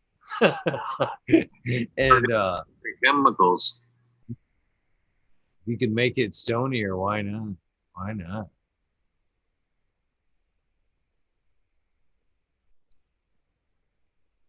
I'm popping in the chat. I haven't been looking at the chat. I just was just getting it going. You just got a question too.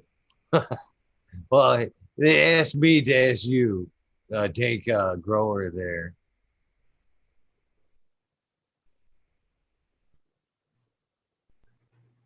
Where is it? Sorry, I'm getting. Dank Grower says, can you please ask him a little bit about high anxiety?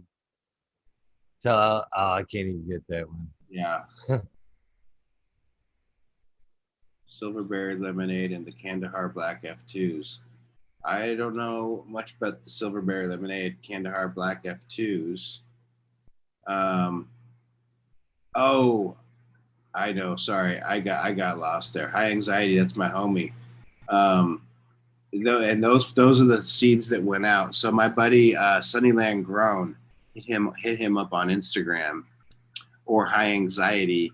He donated all this for one of the fire relief things we did a couple weeks ago, and he donated the packs and put those in there. Sorry, it took me a minute because he put in like 3 or 4 packs in there, and I can't tell you what those exactly about those. Those are him. So he might even be in chat here somewhere.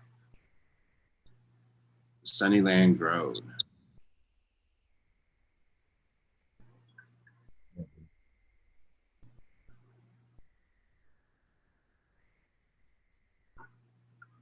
So what made you decide to put together the conference there?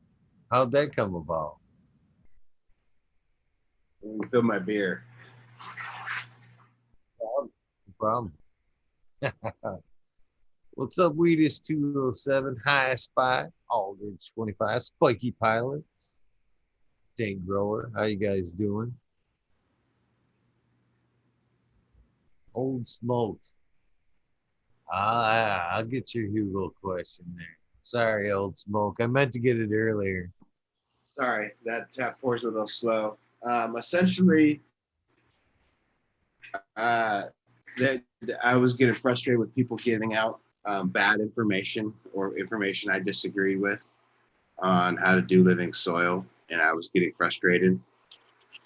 And so we put together a group of people that were experts in different stuff, around the concept of living soil growing, and it kind of took off, basically based around Elaine Ingham, and her concept of the soil food web, and we brought in a mycologist who's specializes in mycorrhizal fungi. We brought in a entomologist who specializes in beneficial insects, in greenhouse production. We brought in all this stuff, a humic acid guy, Dr. Faust, we brought in Chris Trump, the KNF guru. We brought in Kevin Chaudhry, all these guys that are just like experts in all their, Steve Potemponics. I don't know if you've had him on here. You got to get him on here. He's one of the smartest dudes I know. And I used to hang out on his show quite a bit. And it was a blast. He still does his show a couple times a week. But yeah, so that was the big driver behind it. And then as we started getting going, it ended up being such a good vibe for everybody, and the connection we were making with people, other growers, everyone that was attending has been so good.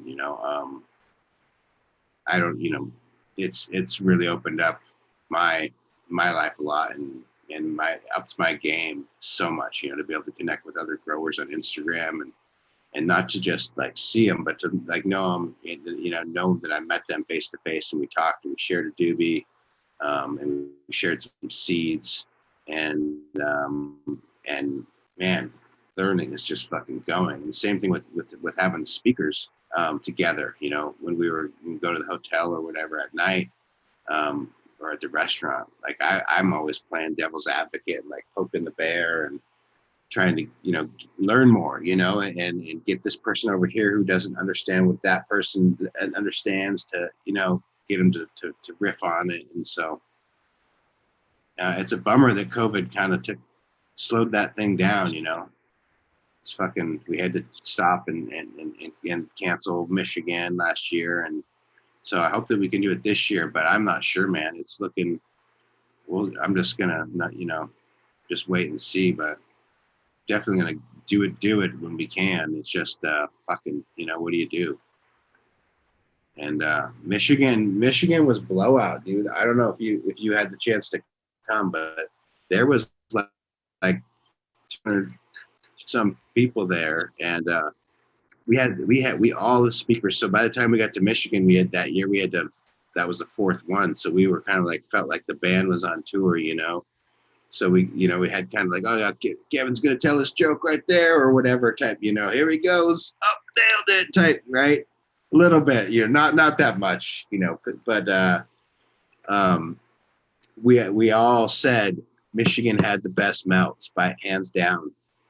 Michigan had some fucking good melts, and we all walked away with some really good fucking hash. So there's some really, really good growers out there and hash makers, and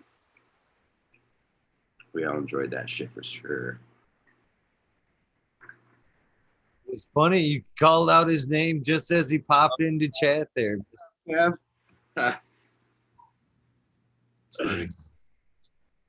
He's a great guy, man. He's been nice enough to donate some time to the show long ago, and hope to get him back someday, man. Great guy, man. There's a ton of people that you love that conference here in Michigan. Another guy that's very good portion of what I do here, Smiley's Gardens, it tends that, and that's a good portion of what he does, of where he's got his knowledge from. There is the regenerative conference. So, you know, shout out to you guys.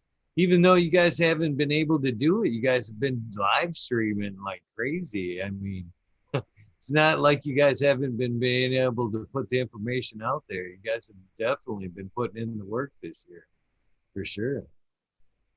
Yeah, it's kind of, I mean, everyone lives on Zoom now.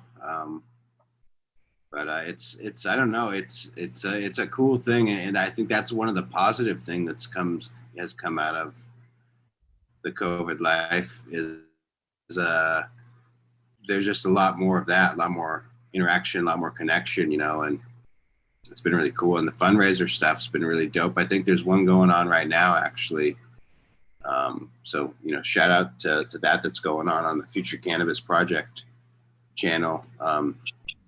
In fact, I think the dude who's heading those up ran into some trouble, and so I you know, we're doing this, but I imagine they're trying to raise some money for him tonight too, because I think he got raided, and they took some seeds that had been up for auction and stuff like that. Like it was over like a 10 by 10, and I don't even know the details, so I keep my mouth shut about it. But I know, all I know, it was over a small garden, and it sounds like the local county was busting his chops, but they took some seeds that had been auctioned, and that guy's just, you know, kind of, he's a activist, you know, and volunteering his time, and pretty fucking bum deal, you know. Yeah, it does suck, especially when you're trying to help somebody else out, and some shit like that happens. You know, it's a complete bummer. It's a complete bummer. It's been really cool, you know. It's been the cool thing has been how everyone's come out, you know, to help, and it's been really fun to be a part of, like all these seeds coming out that, you know, out of the woodworks that different people been wanting, and so we throw them up on the auction, and people fight over them, and it's all for a good cause, and it's been really really fucking cool. And at the same time, you're getting to kick it with your buddies and learn about weed and learn about what they're doing. So that's kind of what I'm remembering about this year is working hard in the garden and doing those things. It's been really cool, you know. So I'm dying to get back, you know, to meeting together, right, and do a big event and yeah, and do a seed swap and shit like that, you know. We'll see what happens with this vaccine. I don't know, man. Are you gonna take the vaccine? Hell no. Hell no. No, no, no. I've been from day one. You know what's a weird coincidence about that as well is this is episode 268, and COVID has this show is neck and neck. I never realized this until we've got a friend in the UK that comes on quite a bit, Green 13, and he showed up the headline one day, and he says it was day 202, and it was episode 202. So this show's been running consecutive with the COVID. You know what I mean? The same number of days. But I've said since day one, you are going to have to, there's going to be somebody chasing me down. It's going to be like, where do you go? You're going to have to tackle me and stick that thing in my back. No, no, no, no, no. What about yourself? Oh man, I don't want to take any vaccine either, but I'm not as adamant. Like, I mean, I probably am. I just kind of I don't. Yeah, you're right. I probably do feel the same way. Like, I feel the same way about my kids. I don't want my kids to get vaccinated. Not right away. I don't know. Like, you know, I kind of just feel like we could be. I don't know. We could be a little bit safe for a little bit while and stay a little bit, see what happens. You know, like maybe not spray the Guardian. Remember the Guardian thing from 2000 whatever. Everyone started spraying Guardian and it had Avid in it, right? I don't know. I kind of got a little bit of conspiracy theory. You know, I don't really trust. No. I've not been in testing that long. No way, no how. I'm sorry. But and that's another thing too. I haven't seen a lot of it around me. I know some people that have had it. I don't want to go down that rabbit hole. That rabbit hole gets deep. That rabbit hole gets deep. But yeah, you know, I guess if it has to open the world back up, we'll see. But I'm not being first in line. That's for sure. My guess is that by late spring, early summer, shit will start to open up. You know, as things start to. I think we're gonna hit another big. We're obviously in the middle of going down, but by spring, I think that it'll all and people will get on the mask thing or whatever, and it'll be, you know, or at least we'll have protocols, you know, that people are a little more used to, you know, and we'll have, you know.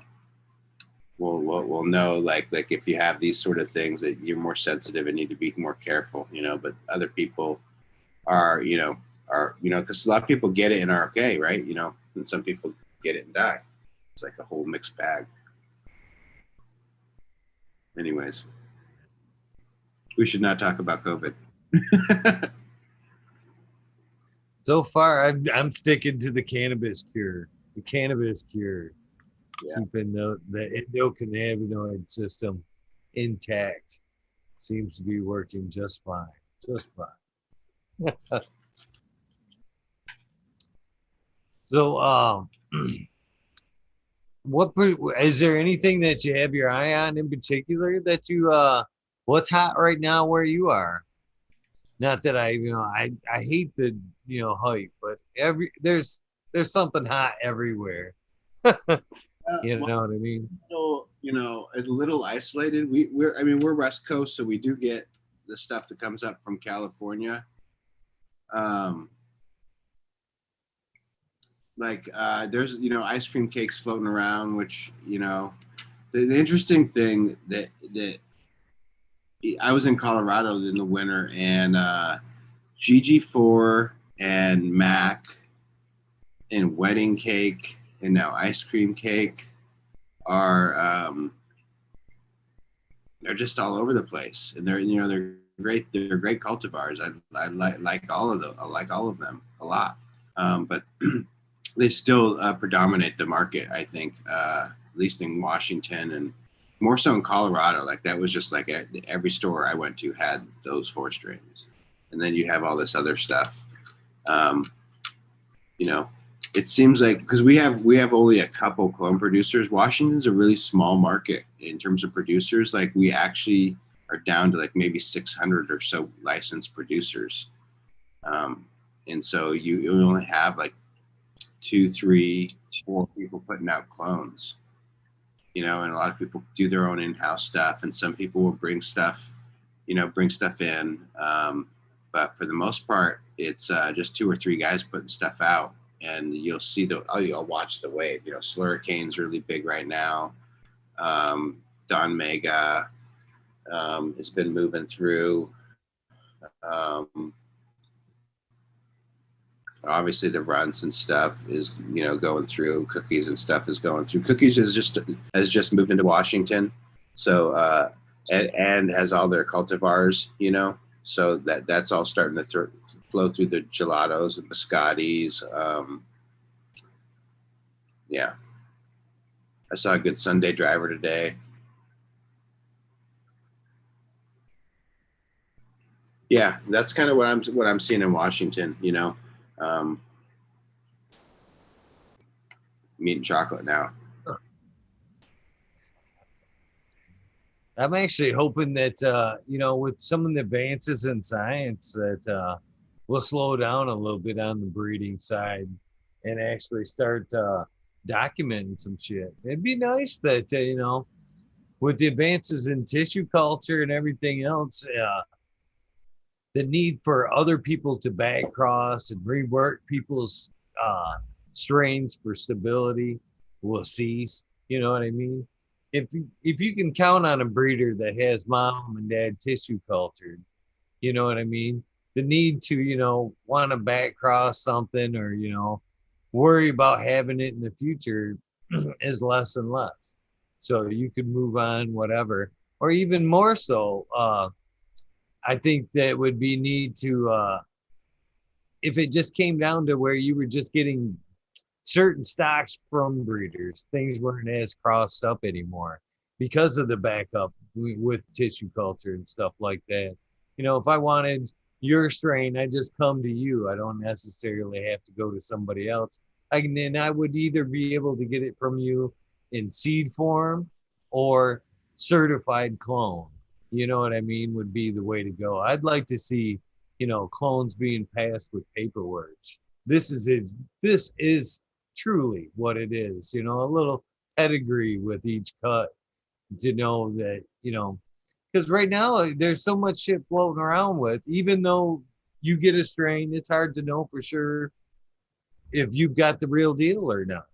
It could have been somebody else's back cross or that they've called it that, you know what I mean? And it's always been my opinion that unless you're the breeder, you knew the breeder or whatever, you can back cross all you want, but unless you knew their vision, it's hard to get back to the creator's vision.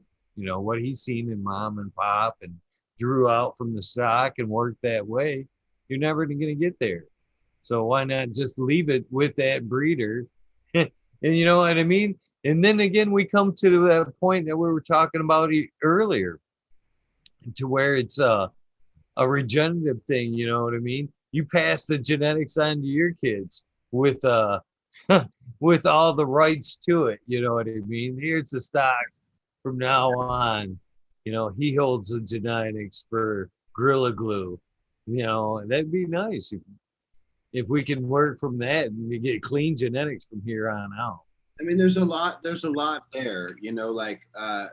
like the one we were talking about here, the GG4 Mac, like this I told you I ran through so much this year, but this one was one that just stuck out in this batch of seeds that was a pleasure to run through because they're two very distinct flavors that I know very well, and I've smoked a lot of the flower, like especially with the GG4, and so as I was going through, there was quite a clear layout of here's the GG4 leaners, here's the Mac leaners, here's the cross GG4 cross Mac, here's these like kind of weird out there hazy things, excuse me, from the Colombians, and then here's a couple purple things. But the point that I'm getting at is really finding the ones that worked well in my environment and going after that flavor. Like I want that Mac flavor, I want that GG4 flavor, but that works really well in my environment. And yeah, I guess that's where I was trying to go with it. And interestingly enough, the one that I ended up selecting was the mix of the two. Was what I really liked. Like it was like the GG4 with this creamy frosting thing that was fucking delicious. So I have some seeds that I made on that I'll be working with. But yeah, I hear what you're saying. The idea to be able to have a verified library, a certified library, or be able to have access to, the thing to know, and for me as a guy who's going through seeds and looking at stuff, it's an absolute pleasure just to get a look at a plant and smell and smoke a plant that I know I'm working with its offspring, because then I can identify stuff, and as I'm looking through it, I could see, see what's this way, what's that way, and see the influences, and it's a fun fucking mystery, and little puzzle you get to dig through. So I would fucking love to be able to have the ability to get that locked down, man. I think that's in the future, I don't know how long that'll be, but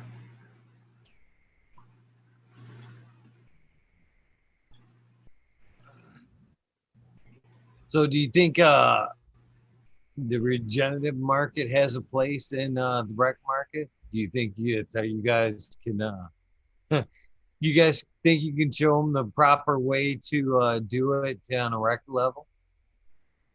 I mean, yeah, I mean, the deal is it really comes down to the numbers, and it takes less money to grow in this manner, significantly, and less labor, all the way around less. So it's just a matter of opening people's eyes, giving people a chance to see proper methods, because I think often a lot what is lost is someone will hear a concept, or maybe go and take a course, or read a book, and they'll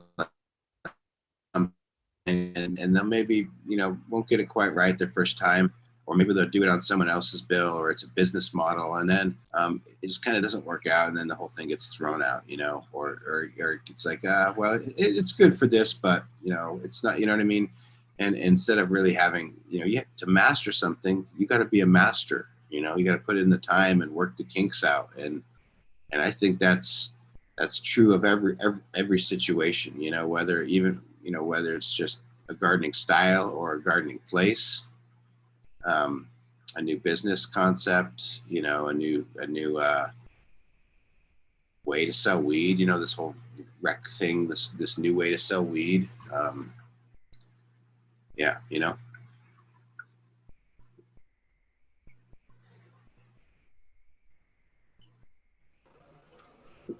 So what are your thoughts on cannabis and spirituality? Do you think that they link together? I mean, it's clear. I mean, the cannabis opens you up to, changes the way your brain is wired, is firing, and like in it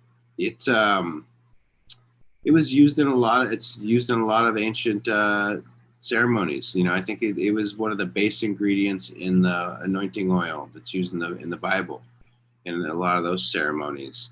I think it, because it just opens you up to be to that next level, whatever that level is. You know what I mean? I can't define it exactly. I don't think any of us really can, because we only see a glimpse to it and get a small picture. And I think cannabis and you know, more so even like psilocybin, you know, really can like peel off some of the shades of that to that veil, you know, in my experience, or you know.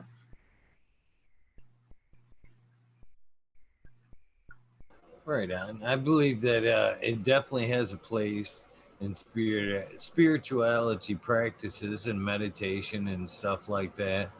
But you know, I can't help but wonder if we're not necessarily. We talked about that bond of, you know, being in the garden and having it, you know, being municipal at that point. But I also think it's a little bit of spiritual connection with it as well. I can't help but wonder, as we talked to earlier too, about the home gardener, you know, producing their own medicine. I can't help but wonder if, you know, that person, uh, as it deals with the plant and becomes, you know, basically on a daily basis, if the plant doesn't necessarily feel the person out, you know what I mean, and produce almost what it needs, the person needs on an individual basis, that comfort, if you will, uh, if it doesn't tie in somewhat on a level like that. Um, I'm a therapy dude, man. I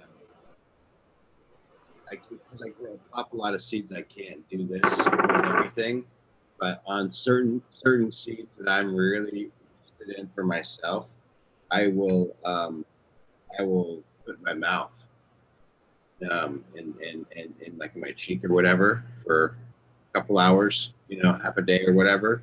Walk around with them just in my cheek or my lip, and just let them get soaked in with my saliva before I plant them in the soil.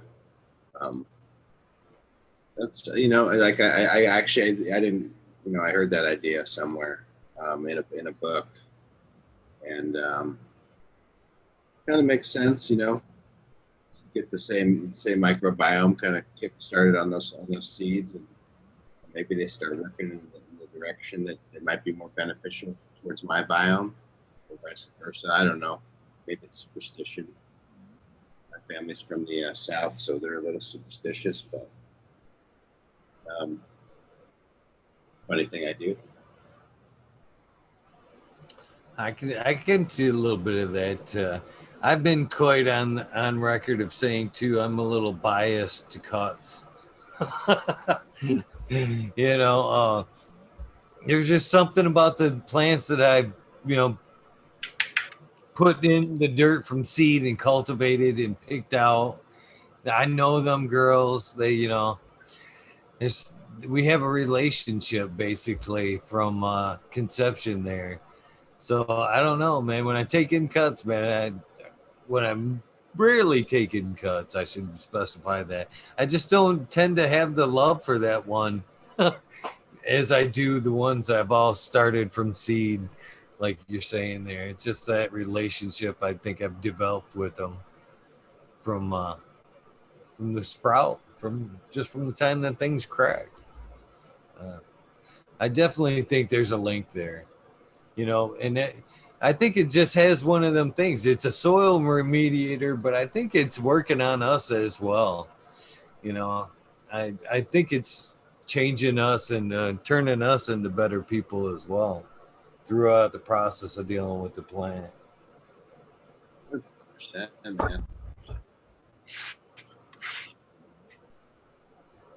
I've been on a record of saying too that I don't think it's any coincidence that this plant's being pushed forward, and mushrooms as well, as far as that goes.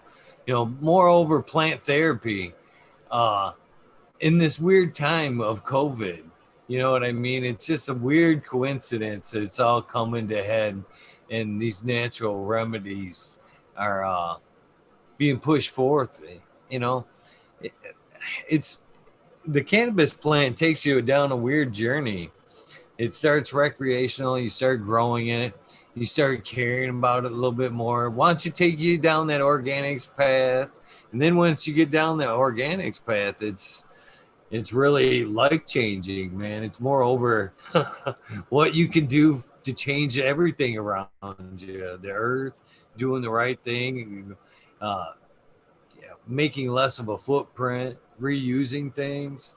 You know, it's a slippery slope. I think I've said too that that's one of the things I'm afraid of down the organics road. There is once I get open that door, it's gonna be oh no, it's gonna be compost everything. My kids, I have a hard time with my kids already. You know, keeping chores, but you know, once it or compost bins, earthworm bins come into the play. Oh man, they've I can really. What are you doing throwing that away? You know this goes here. I can just see Ben's with lists. This goes here. This goes this. Separate everything. I maybe just become unbearable to live with. Chickens and fuck the rules. Just give the chickens everything. Don't listen to what anybody says. Just get chickens and few chickens and like they'll eat all your scraps. You know? There you go.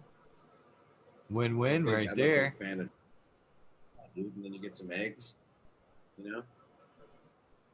Mm, Most nice. of them allow you to keep chickens too. That was when I was talking about that time in Portland when I was healing up, um, learning how to grow and learning kind of reading about farming and I was raising chickens too, learning about that. And most cities have laws that allow you to raise a couple chicken hens for that reason. So, what are some of the better books that you read on your organics path? Well, Elaine Ingham, I keep mentioning her. Hands down, the lady. I first read, the Jeff Lowenfeld's book, um, Teaming with Microbe. Teaming with my Yeah, that was the one that first kind of helped me understand more about what was going on with the director putting names to the biology, the protozoa and understanding the process a little bit more and then in that book I read the name Elaine Ingham and I was living in Portland and so she wasn't too far away and so I started Googling and shortly thereafter found uh, a local group that like a fan group that would meet together, a gardening group, and I got some of her audio books or not audio somewhere from some of her talks, and I would like was I don't know like a thumb drive full of this stuff, and I would just listen to that, and so she's a big influence on me, and then Joel Salatin, who is a rancher in Virginia area. I think it's like Virginia.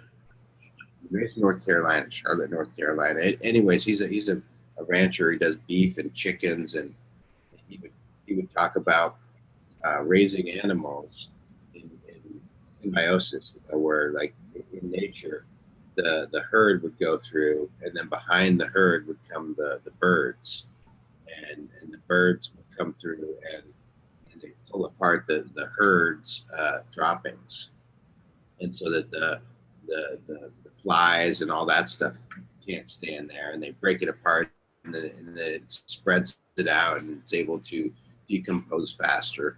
And it's just a symbiosis relationship, so that then the cows, the herd, can come back on sooner because the food is composted faster, and it's no longer toxic for the herd.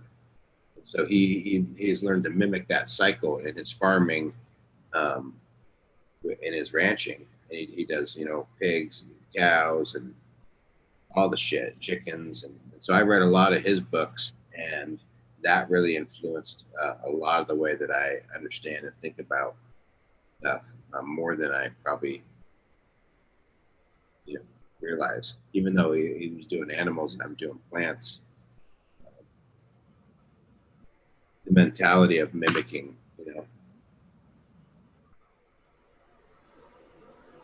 So are you on the are you in the coots field there where just feed everything into the worm bin there and then feed it into the soil? Um, I'm on everyone's team, so to say. I've talked to Coot a handful of times on the phone, and him and I are like he's got a fucking brilliant mind, man. You had him on here, and I love talking to that guy, and I feel like a lot of the people that disagree with him aren't listening. You know, um, that albeit like, and he would probably disagree with this, and we haven't really gone down the Neem discussion because it's such a contentious thing, and I don't really want to be contentious with him. I want to be his friend and learn from him. Um, I don't see any reason to use Neem. It's something from another continent, and so I kind of lean more towards the KNF natural cycle, or grab stuff from around my local environment and stuff closer to home, if I can. And I know that Neem has these components that are and they push off the bugs, and so like I don't know, it pushes off the microbes. So I'm just like, all right, well, I just don't need to have to even go there. You know what I mean? It's not something that I do. So I feel like, unfortunately, Coot has, in a lot of people's mind, that issue right there has like, been the issue for people. And he's a fucking brilliant dude, and he knows a ton, and I love learning from him, for sure. Well, that's the great thing about things right now. And like you said, there's no real reason to like butt heads. Everybody should have their, their opinion, their methodology, and we should be able to bump ideas off each other without, it being an argument or defensive conversation, back and forth there. He does have a lot to put out there. And I think it's up to everybody to just kind of take it all in and put it together for yourself, basically, how you see it all put together. But yeah, he's supposed to be coming back. As a matter of fact, I think he's coming back Christmas Eve. Let me put this so I can quit digging at this eye, man. I gotta put some eye drops in. Man. These contacts are dry as shit.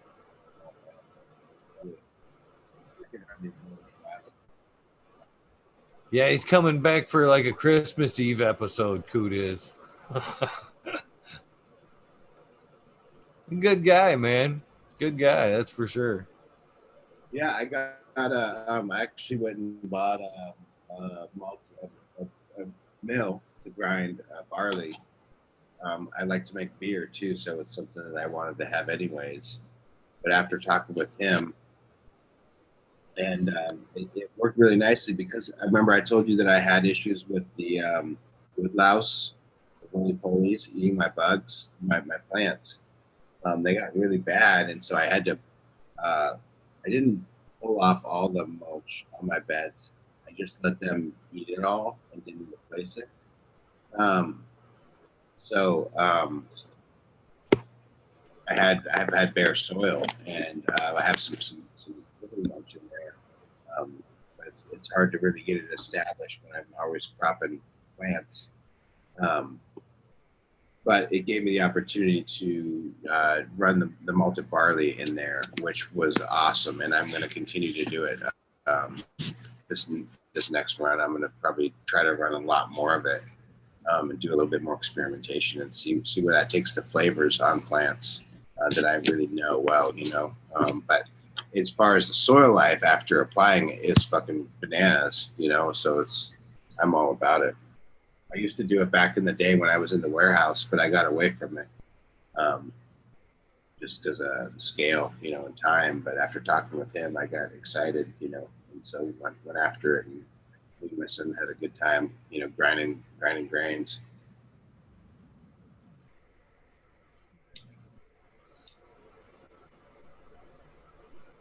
Trying to find old school grower had a question about Hugo beds that I can't go back far enough to see it now. He asked it twice too. If you're listening, Old Smoke, if you could re-ask. He said he asked once there early on, and I kind of let it go. And then you got up to get your beer, and I meant to hit you with the question as soon as you sat down, and I took you in a different direction. I meant to ask, and now I can't find the question.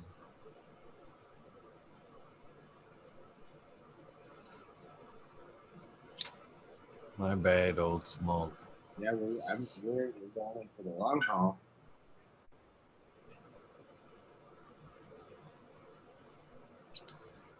So, how long have you been running the Hugo system? I'll just help tell. Hopefully, possible. Probably 4 years. Yeah,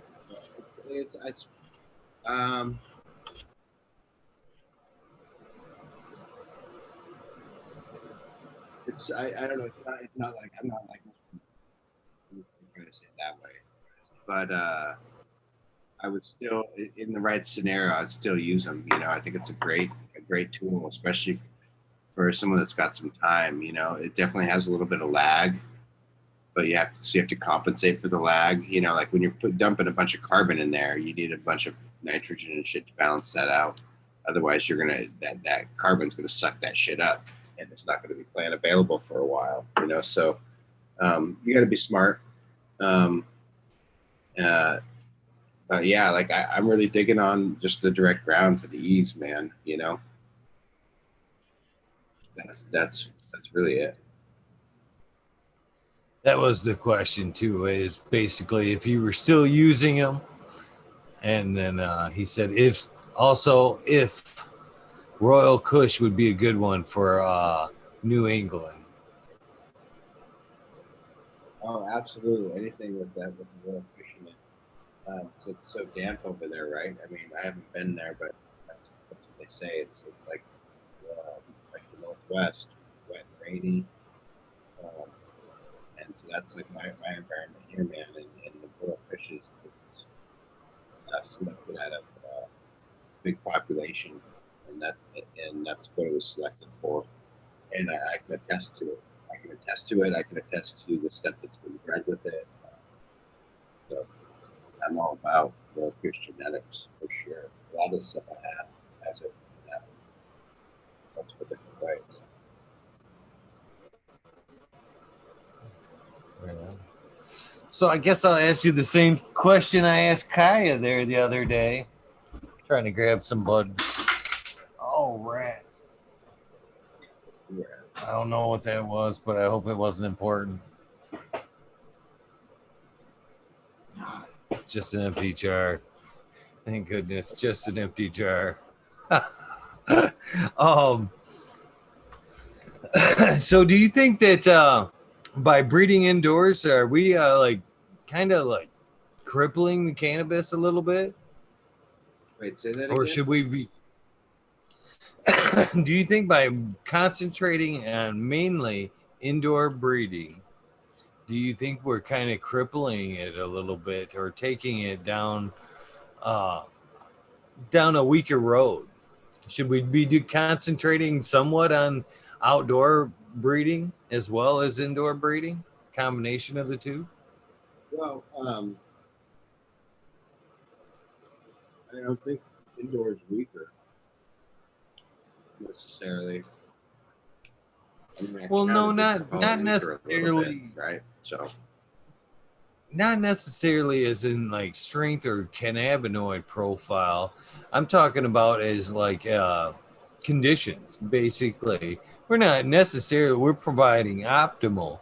So if we breed for optimal, and then we take it outdoors, and like you said, you put that strain in New England, and probably not going to fare well. Had to deal with anything's hard for how many generations. Yeah, I think that the answer is um, that you breed for what you're going to do, right? That makes the most sense, right?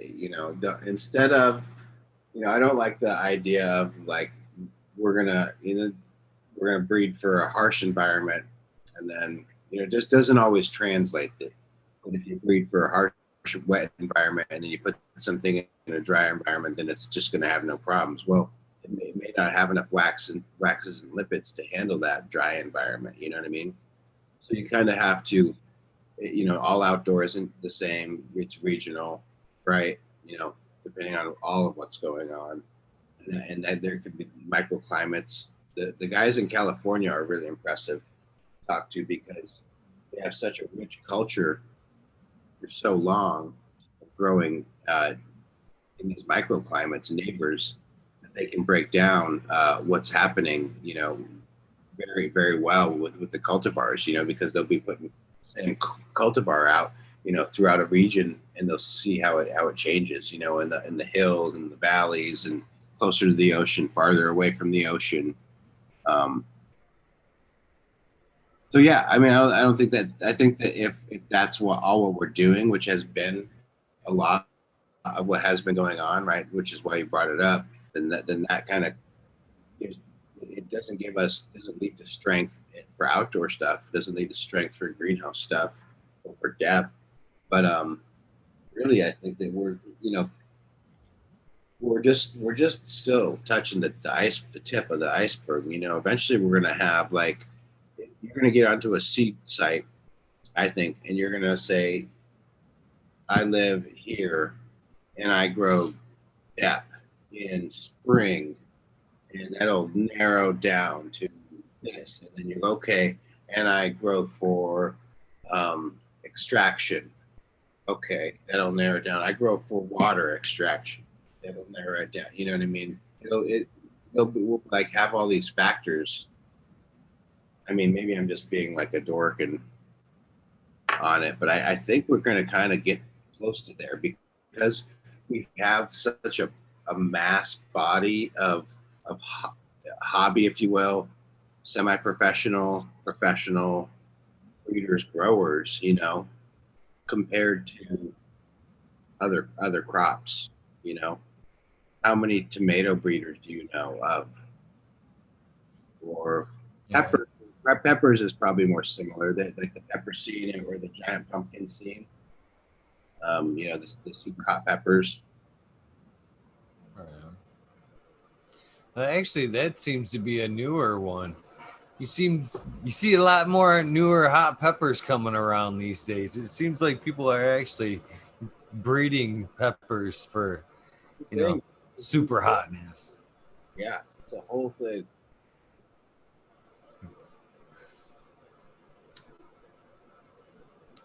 My thought on that, on basically on the indoor breeding is, I can't help but wonder if it'll gray out just like that on its own, even though it's different cultivars. It's just we're doing pheno hunts, so which is based on an environment. So if it's the environments are the same all the time, if common traits won't be all it's left. You know what I mean? To where if them strains are bred outdoors, it depends on the season. There's a lot more variables outdoors. They could be different expressions, bring out different expressions during the breed. I don't know. I just it's a pretty big book to open up, man. I can't wait to see what we come up with here in the future. Yeah, and like I mean, I was saying earlier that like I like growing outdoors because it's easier, and it's the plants the sun is good, man. All the stuff is good, and it actually makes the plants stronger. And a lot of people that grow indoors or grow in greenhouse will make a habit of bringing their clone stock or their mother stock, um, out into the out for the summer, and let them like get that shit going, and then it cuts off that and bring it back in,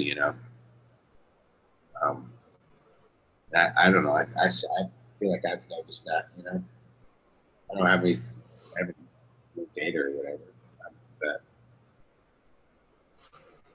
I've seen, I've noticed that as far as like a little bit of genetic drift, like in my own garden, but I don't think that necessarily like will unlock, everything that strain's capable of again, opening up all the doors again necessarily, uh, to what it could be or what, I don't know. well, I say that's why I like the greenhouse, and even better that concept of the control, more control, hard walled greenhouse, because you get the best of both worlds. Um, Man, it's really better than indoor. It's really better than outdoor, in my opinion. I just haven't seen better.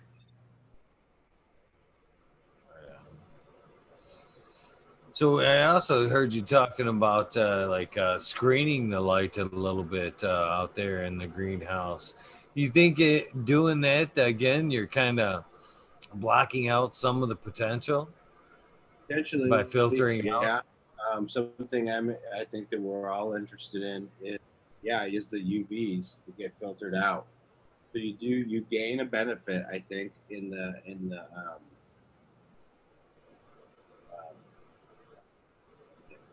great, just going blank on the term, um, spreading light out, diffusing. There we go, diffusing the light out. That's definite benefit, but you do lose the UV, and there's research on it. It's a thing. Like, we need to be. I think, and we don't know exactly what it is. Like, no one's really sat down and figured it out. But like, in my mind, I would have like a strip of UV, um, multiple, and I think UVA, B, and C. Maybe not C. I don't know. I have to go back and look. Like, I shouldn't even say that thing. But where you flip it on. I remember reading a paper, and I don't remember what the UVs were, where they did a test where they flip it on for different times during the day growing cycle. And I think they found, I think what I remember reading was like 30 minutes was where they finding the sweet spot. They flip this UV whatever the fuck on for 30 minutes during the middle of the day and then flip it off. And if it was, got to be too much, it would burn the plants, type thing.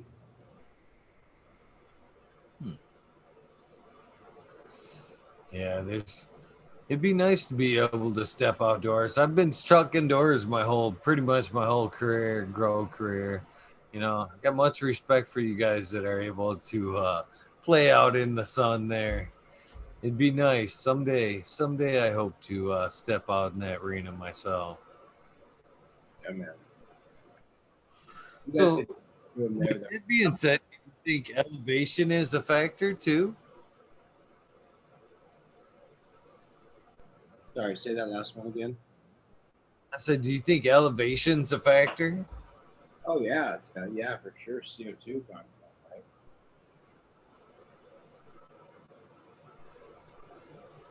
100%, right? Coffee, Shade Mountain grown coffee. I'm at sea level. You're at sea level. Sometimes I feel like I'm loaded.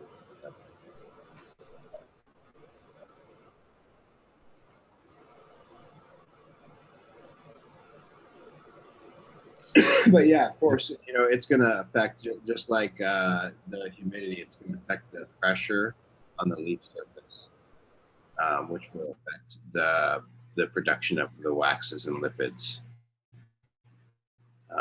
with the flavors and the terpenoids. And so yeah. And again, then again, say so you get kind of we're looping back, but you're looking for that cut flavor. You want that cut, that special thing, whatever the cut is, whether it's whatever. But it doesn't work because you live up high and you can only grow outdoor, And so, what do you do? Really want that, or you really need that fucking flavor because that's the one that's the medicine, But it doesn't work in your environment. Then what do? You fucking make a cross into it, and you open up the population, and you put it into your environment. You cross into something that works good in your environment, and then you open up the population, and you dig through until you find the one that has the thing you need that works in the situation that you're producing in,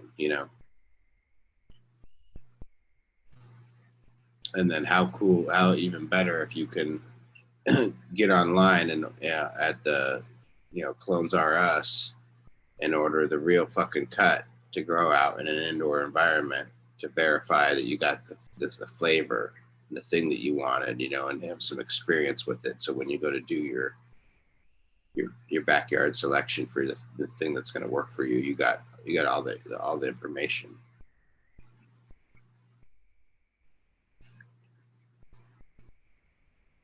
So let me ask you this. I'm kind of curious on that. Do you think environment and nutrients can actually sway a strain to be something that it's known for, but it's not? I guess this J1's a perfect example. Okay.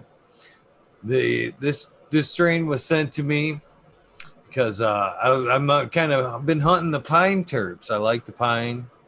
Actually, one of my favorite terps, gas and pine, I think would be the first, the two that I enjoy the most.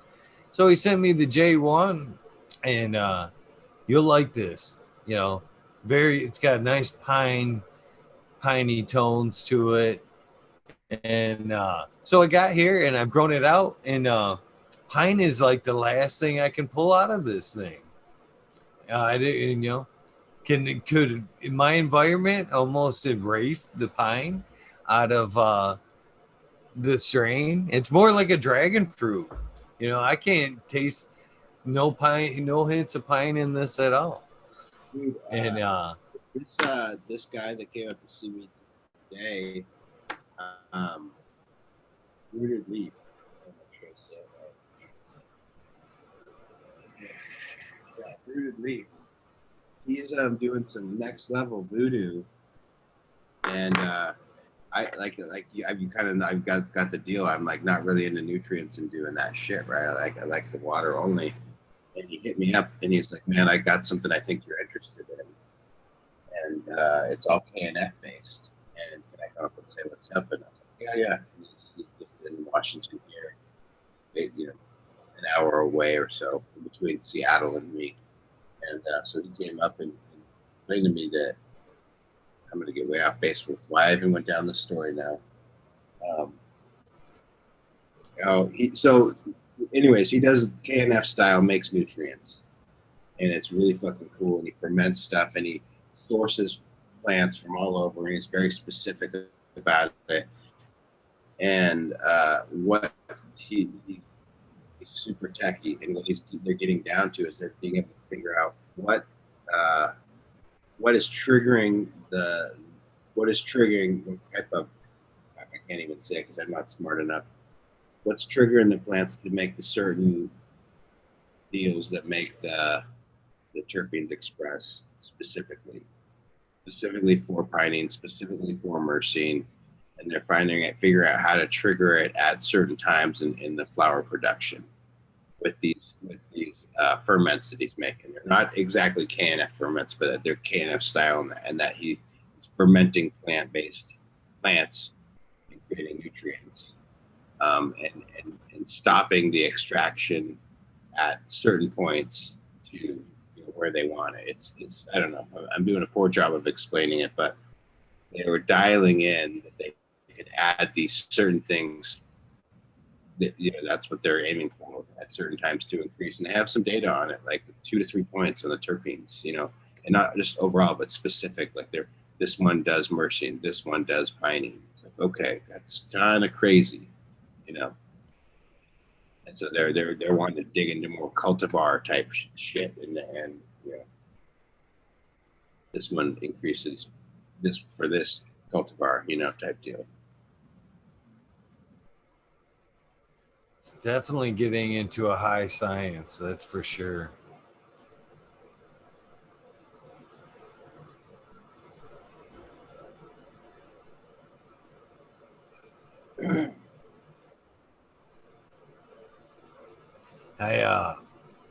I'm definitely leaning more towards the organics type of things now.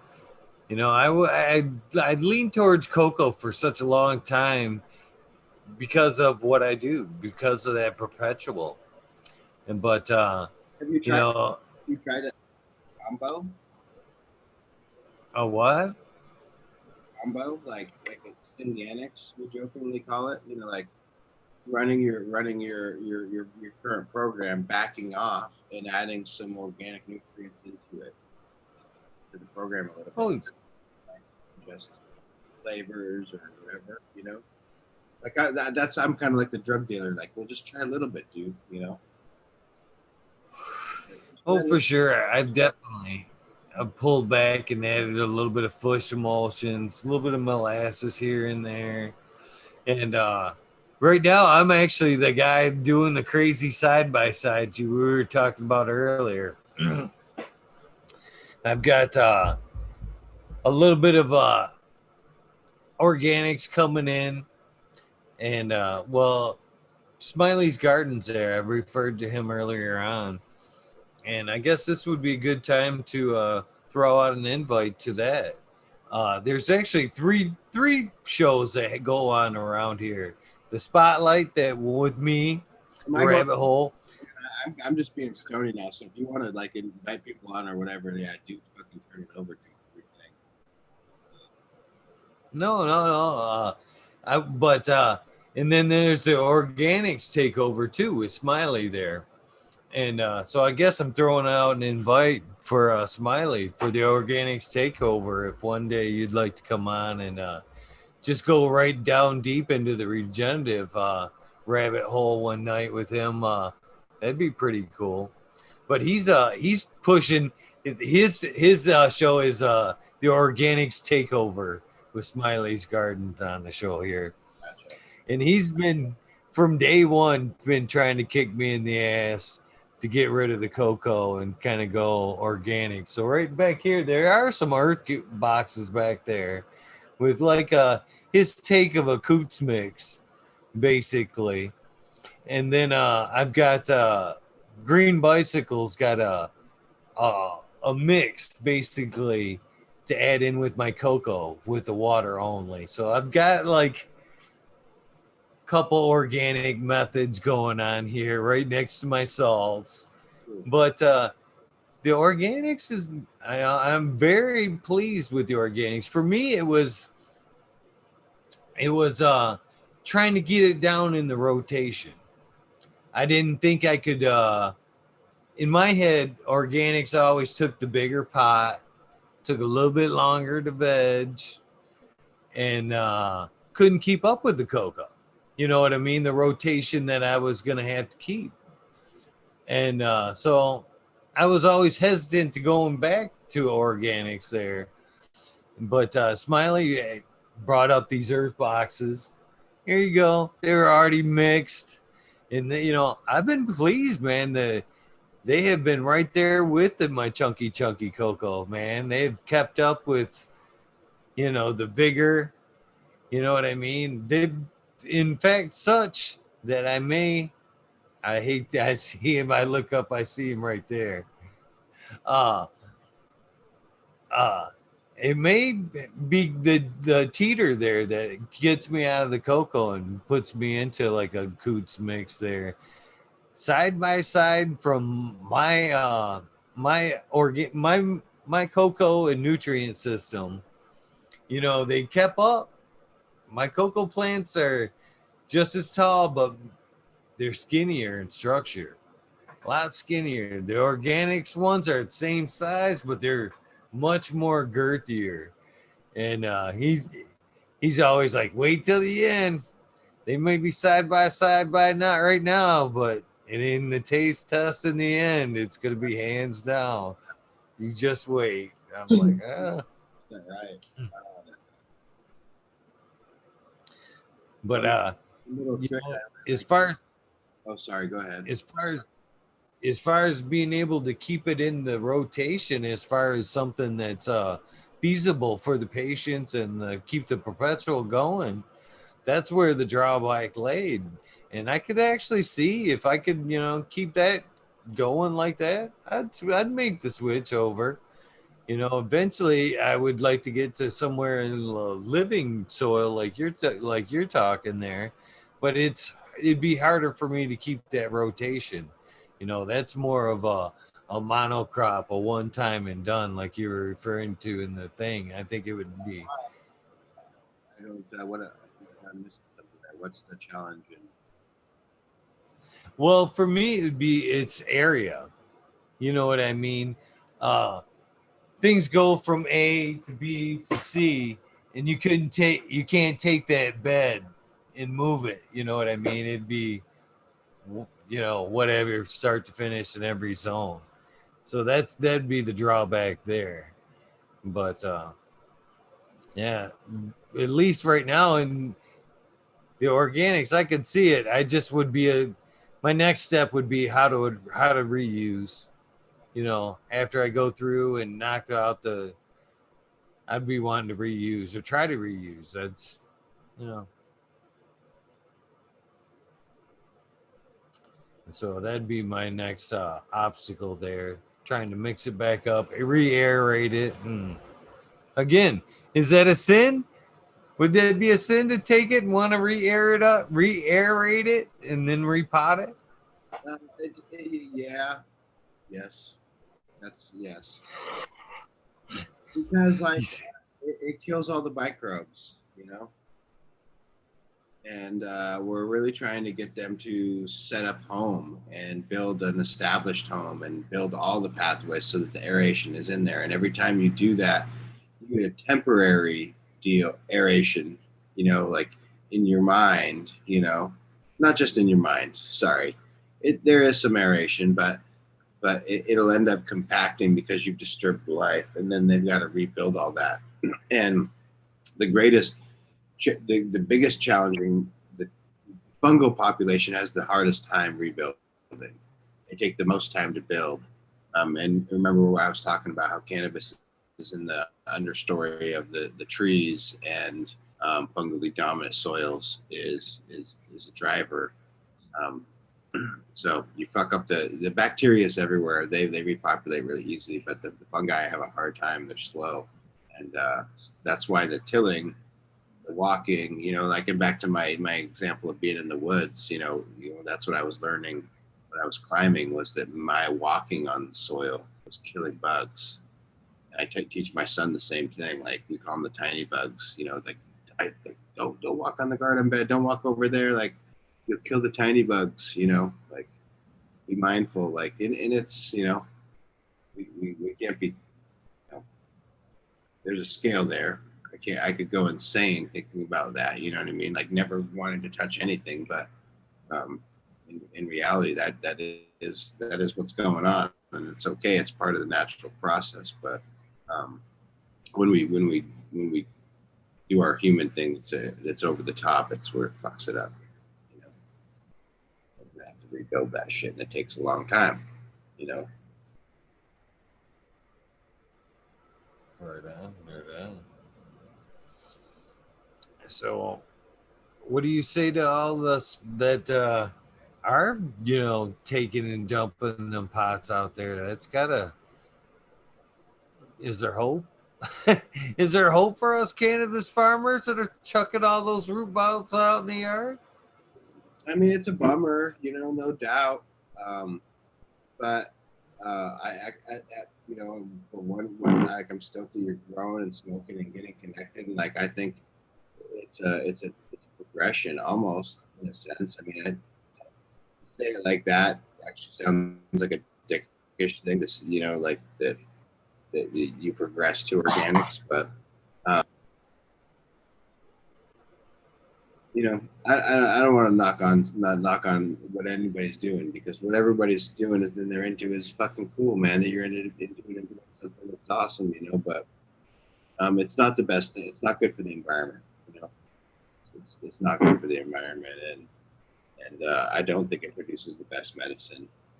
To be honest, you know, I think you can produce a higher quality medicine, and beyond all that, like I think you can out yield and have and outperform 100%. You know, you know, yeah, it's flavor's fucking real. You know, and I hope that you experience that in your test here, man. Like, cause that, like, once you do get that, it's like life changing. You know what I mean? Like, you're like, holy fuck, that's banana. That's fucking, you know, it's like, wow, you know.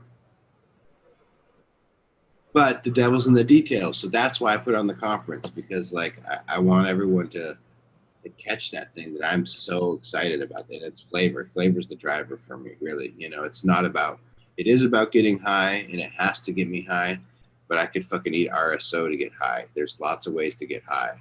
It really is about the flavor and the way that high is when I have those flavors, those complex flavors, you know, can't recreate it in a pen. You know.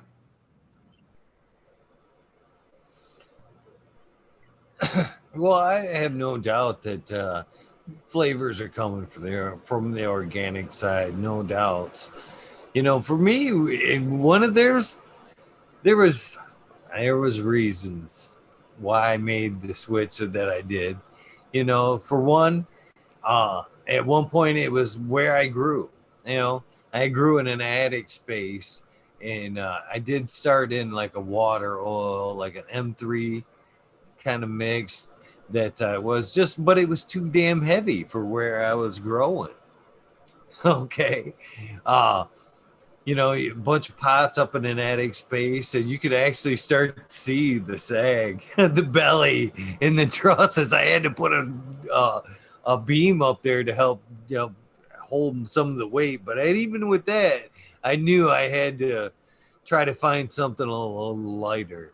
So I ended up switching mediums. I ended up going to like a Pro Mix, Sunshine, something that was a lot lighter. But you know, I know that organics is where it's at. It just, it started there with the weight thing, and then from there it went from some of the mixes that I was using did have some organic inputs in it, and like gnats, bugs started coming in, and once they, you know, that paranoia came in, the then the thought of going back to organics kind of, oh, here come the bugs again, the fungus gnats and stuff like that. So, you know, it's when I think of going back to the organics, I think, oh, now I'm gonna have to make sure my IPM is fucking back in weighing point and stuff like that.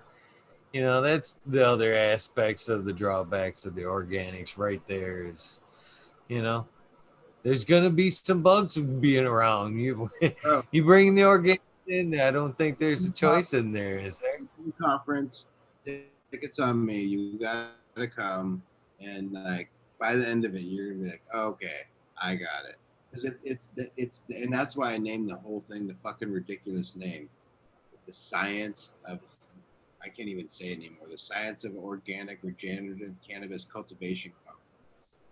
You know, it's like so, like I just want to pickle out like that. It's this detailed fucking thing, you know, that gets fucked up.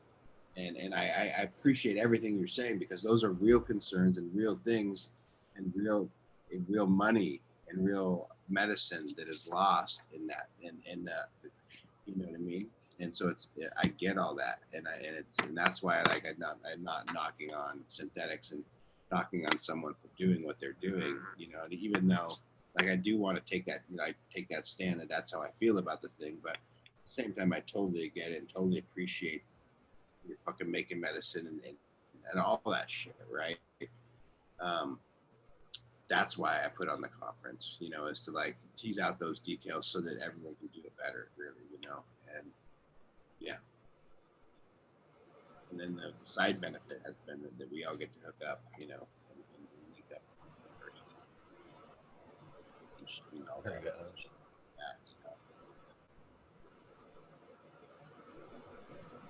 Well, I think it's great, you know, and it's something that does need to be put out there in the forefront.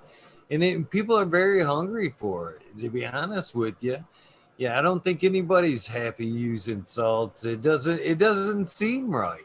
You know, it just doesn't seem right. You know, even now I'm using like a two part, and I do, like I said, I mix in some fish emulsions and a little bit of molasses here and there. I'm not too crazy about, you know, putting anything extra in there, but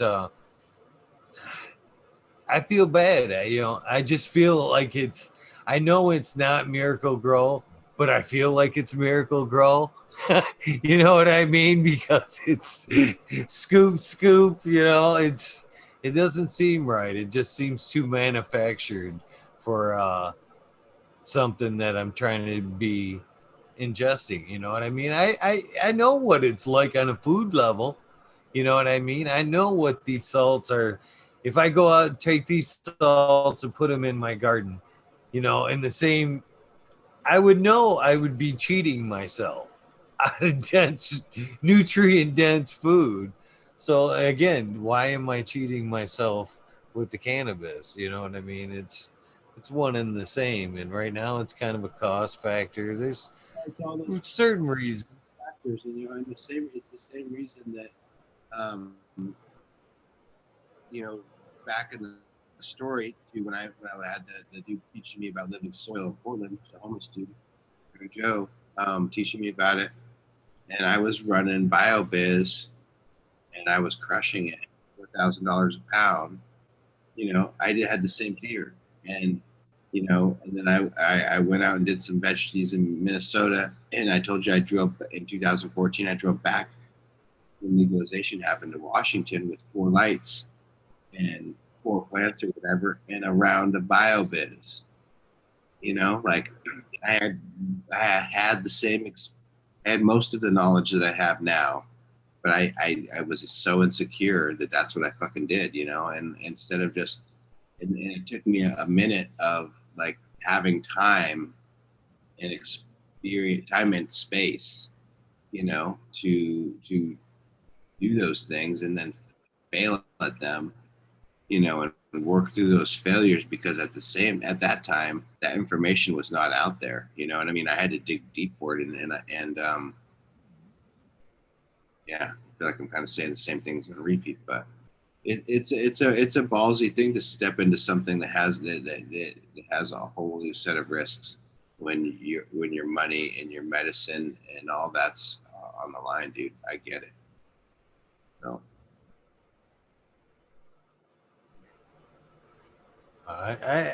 Organics are definitely coming. That's for sure. Never fear, they're coming.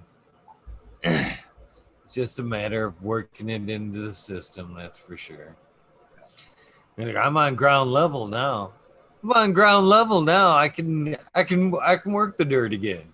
well, dude, and for me, like, once I did get it all dialed, like, it's the easiest fucking way, and I can grow so much more weed with effortless effort. You know what I mean? Like, I go directly out of the water cloner into my beds, and they're flipped into. I can flip them right then into 1212.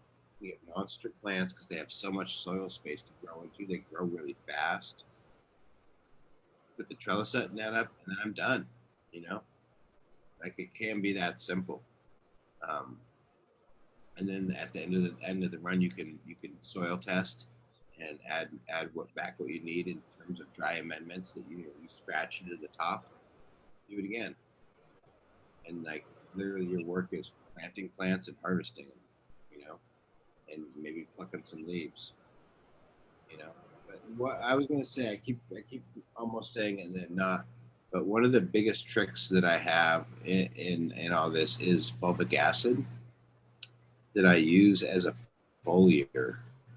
Um, and I think that no matter which way you grow, it's a really good trick to use. And fulvic acid as a foliar has no biology in it. It can be, there's different ways they harvest it. I really recommend, the company that I recommend is I'm looking at them right here. It's called Fullonic is the product. It's ionic, Fullonic.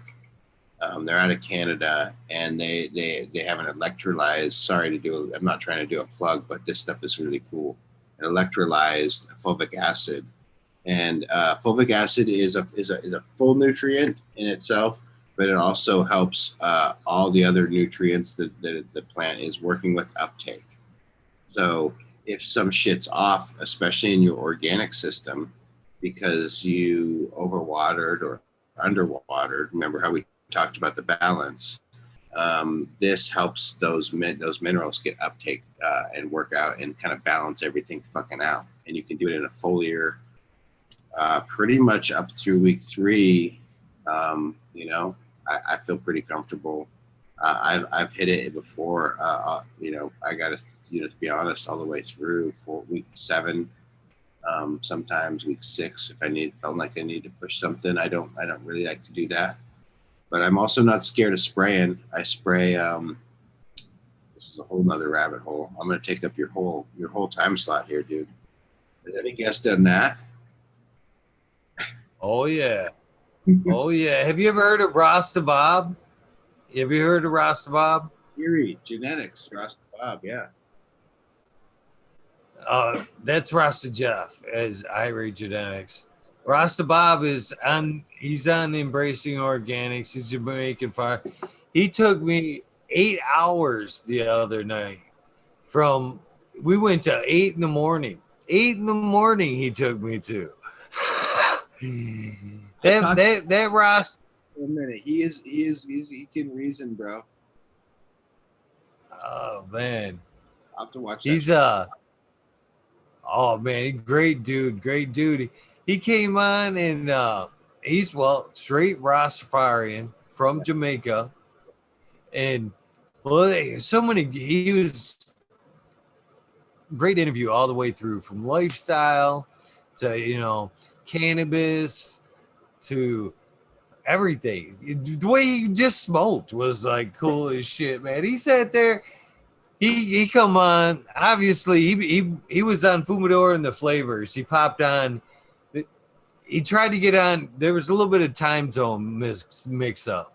He tried to get on at 10:30 instead of 11:30, and realized he was early. So he went on and got on a different show for a little while, and smoked through that show.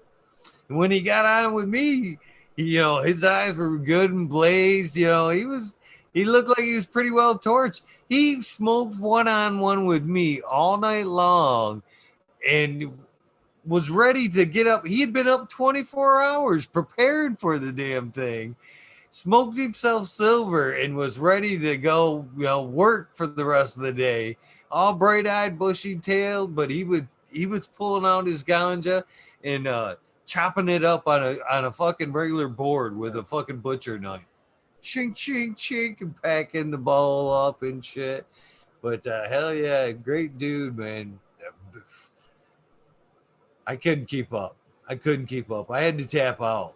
I had to tap out. There was no keeping up. It's a good one though. Real good show. Great guy. But yeah, there's been a few that's went the distance. But I probably totally sidelined you from your rabbit hole. No, talking about, but it's all good. Acid or something.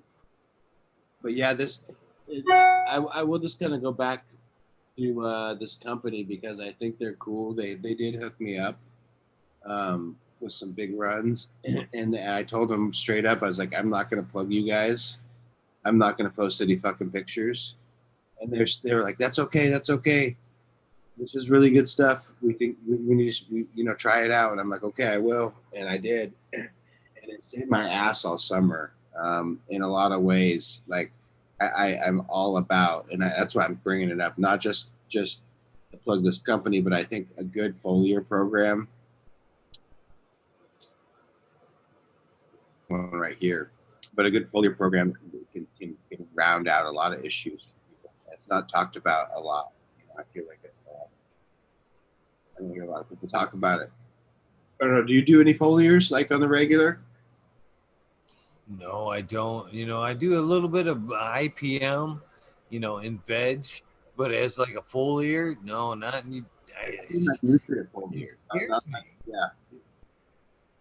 The extra moisture in my tents actually scares me, but it's something that I know I'm missing out on. And the old man that I told you about earlier, he taught me all this shit back, back in the day. He taught me how to foliar with seaweed, how to switch it up for veg and flower, and I was the same thing, too scared of all this stuff. And now, dude, straight up, like I'll I'll post tomorrow some photos or whatever on my Instagram.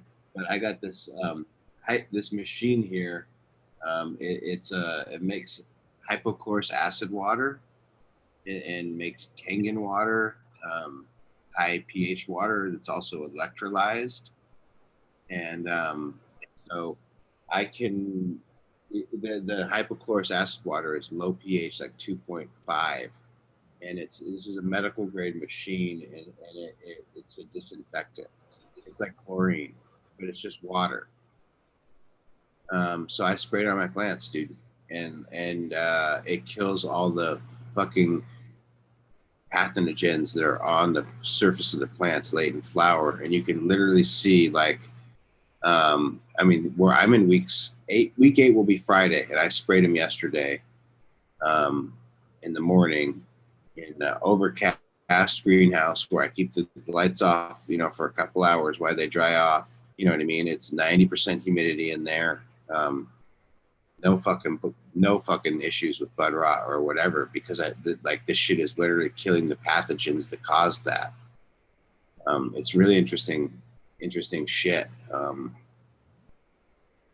I'm just all about the foliars, like, yeah. I have big donkey dicks in there that I'm fucking hosing down, not with like a little backpack sprayer, dude. I have a $6,000, pull behind my little lawnmower thing, fucking fucking spray that, I actually cut my hole in my hand with the fucking sprayer when I put it on the line. Yeah, just right through my hand, it's powerful. I can adjust it all, and that's pretty badass. No beers when you're operating the spray rig.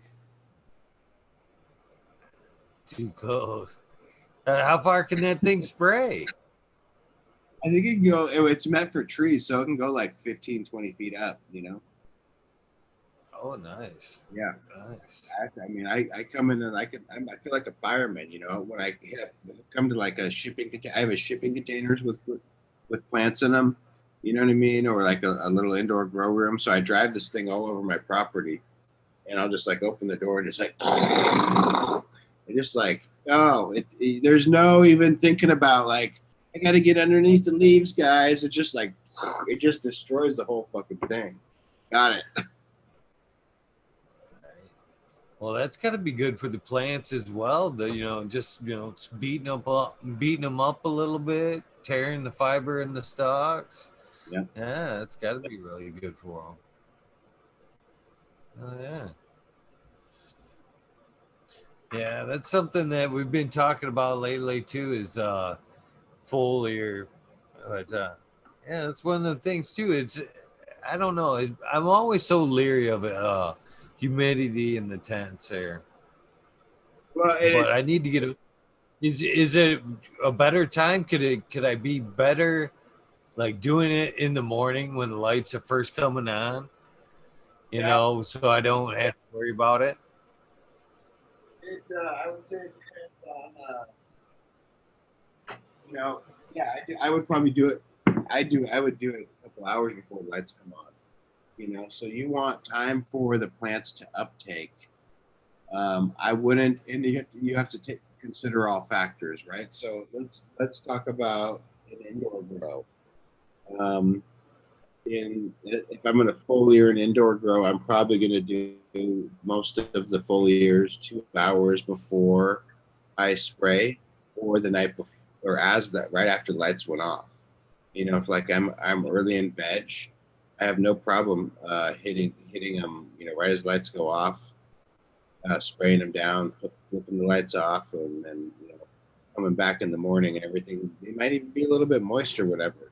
You know, it might even be fucking dripping. I say this. I have no PM.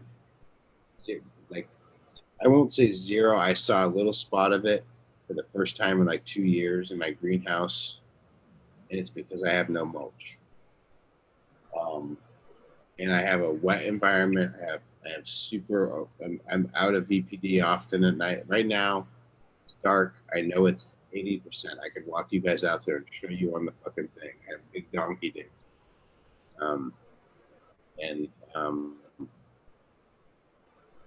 it's because I keep the climate right during the day, and the shit burns off. You know what I'm saying? And it doesn't stay humid the whole time. It doesn't feel like a thick bug in there. Uh-oh, did I lose you? I'm here. Okay. Can you hear me? Yeah. Something popped up on my screen. I thought I lost the feed. So yeah, I guess what I was trying to say is I have no fear of that, but I used to, and I overcame it through experience. And so, like in your tent there, like even those buds there, what are they, like week 4, 6, something like that? I can't. It's hard to tell. Maybe they're. Yeah, I think they're like six over here. I would Still. only hit those, dude, with like even a water rinse, like, and you'd be amazed. You know, don't soak the floor so there's puddles, but like give them a good rinse, and as long as you can get that cleaned up within a 12-hour period, you're gonna be okay. You know, and then granted that you have enough airflow. Tents, you know, that tent is pretty packed. You know, like you might have, you know what I mean. I might be kind of careful. You know, as I said, I'm looking at your tent, realizing that thing is pretty packed back there. And if you have it literally on the walls, you know, you might have leaves that are touching the walls. They get moisture trapped in between the leaf and the wall, and that would be a real problem, you know, right? Right. Yeah, I don't like to keep anything usually touching. It's usually not as bad. I've been slacking lately.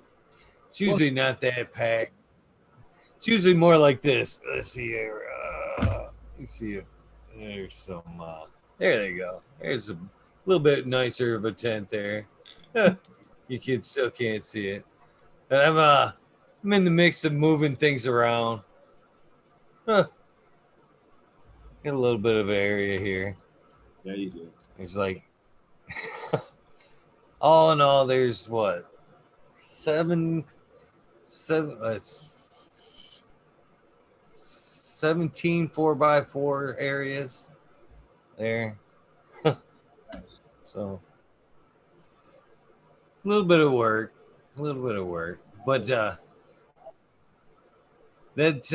area back there is a little bit overgrown. Some of it is like them girls sitting in front of there. There's some a row in front that are like just sitting in front.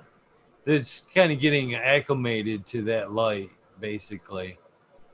You're going from the LED veg and sitting in front of there for a day or two. So it's like, it looks a little fuller than it is with that front row in there. You understand what I'm saying?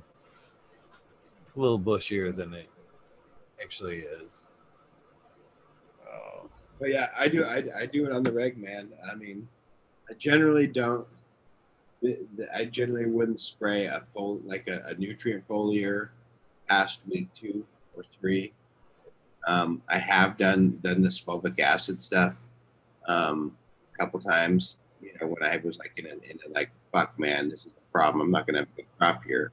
You know, and I'm gonna try it out and see what happens. And I smoke everything, and I smoke it heavily, and I didn't, you know, you know, it's a, you know, I felt good about it, right? But I'm not going to necessarily recommend that, you know, to anybody. But this other stuff that I was talking about, the hypochlorous acid water, that's actually a cleaning thing where I'm like literally just cleaning plants, you know.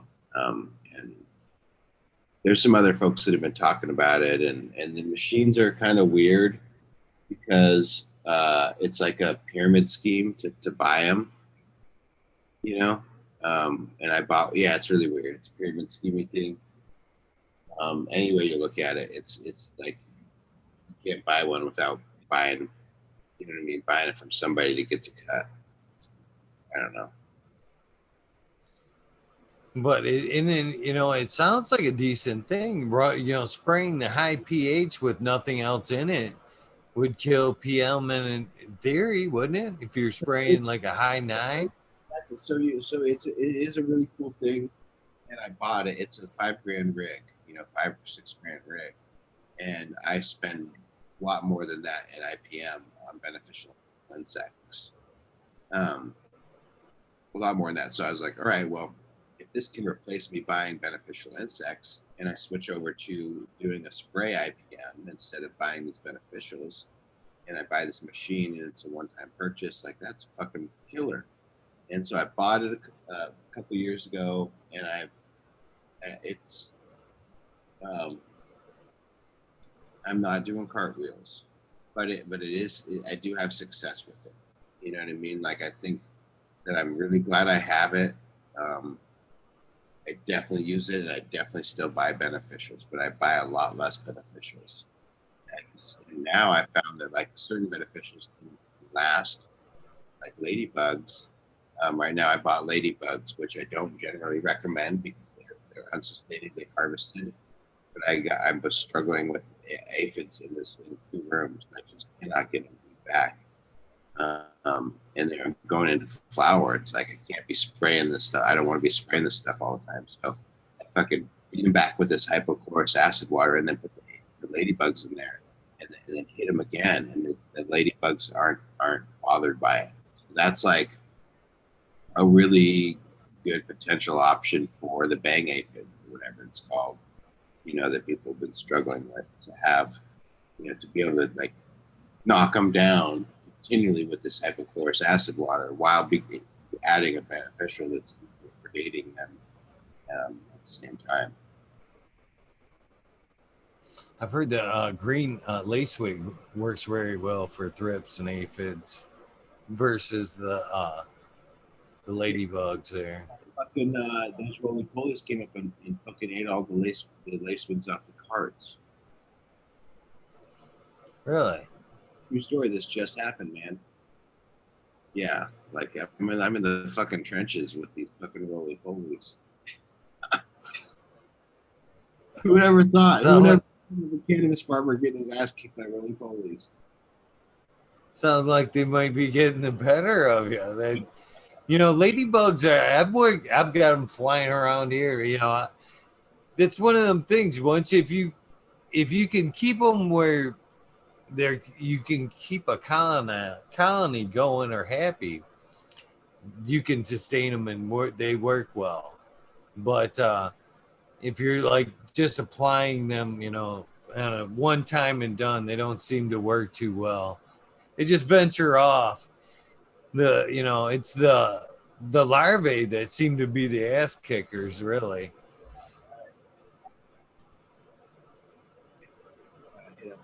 I see we're coming to the end of the show, which is I'm getting tired, but I'm gonna take this dab here. You guys, you see that? Looks like a bunch of beautiful heads. Yeah, it's GMO from Pacific Northwest Roots. The homie, shout out. Great dude right there. Great dude. I'll take one with you. I'm gonna go with a little bit of gelato, I guess. Fresh Coast gelato. What's left of it? So what Pretty where good. are you at? What's that? Where are you at in Michigan? I'm in northern Michigan. I'm up by Grayling, if you know where Michigan at all. Don't make me. We were doing this last night. You're gonna make me do the thing. God dang it. We were just ragging on ourselves last night, the Michiganders, for doing the mitt thing. I'm like, right? I'm like up in here. uh, yeah, we were ragging last night on the rabbit hole. We were ragging on ourselves pretty good about that. The only state where you can do that.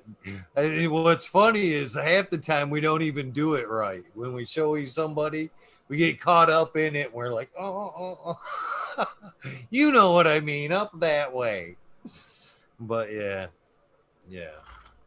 About 3/4 of the way up. I get some pretty decent snow right now. Got 10 inches over the weekend.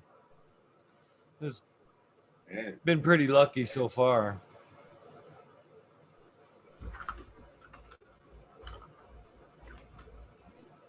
Oh, here we go.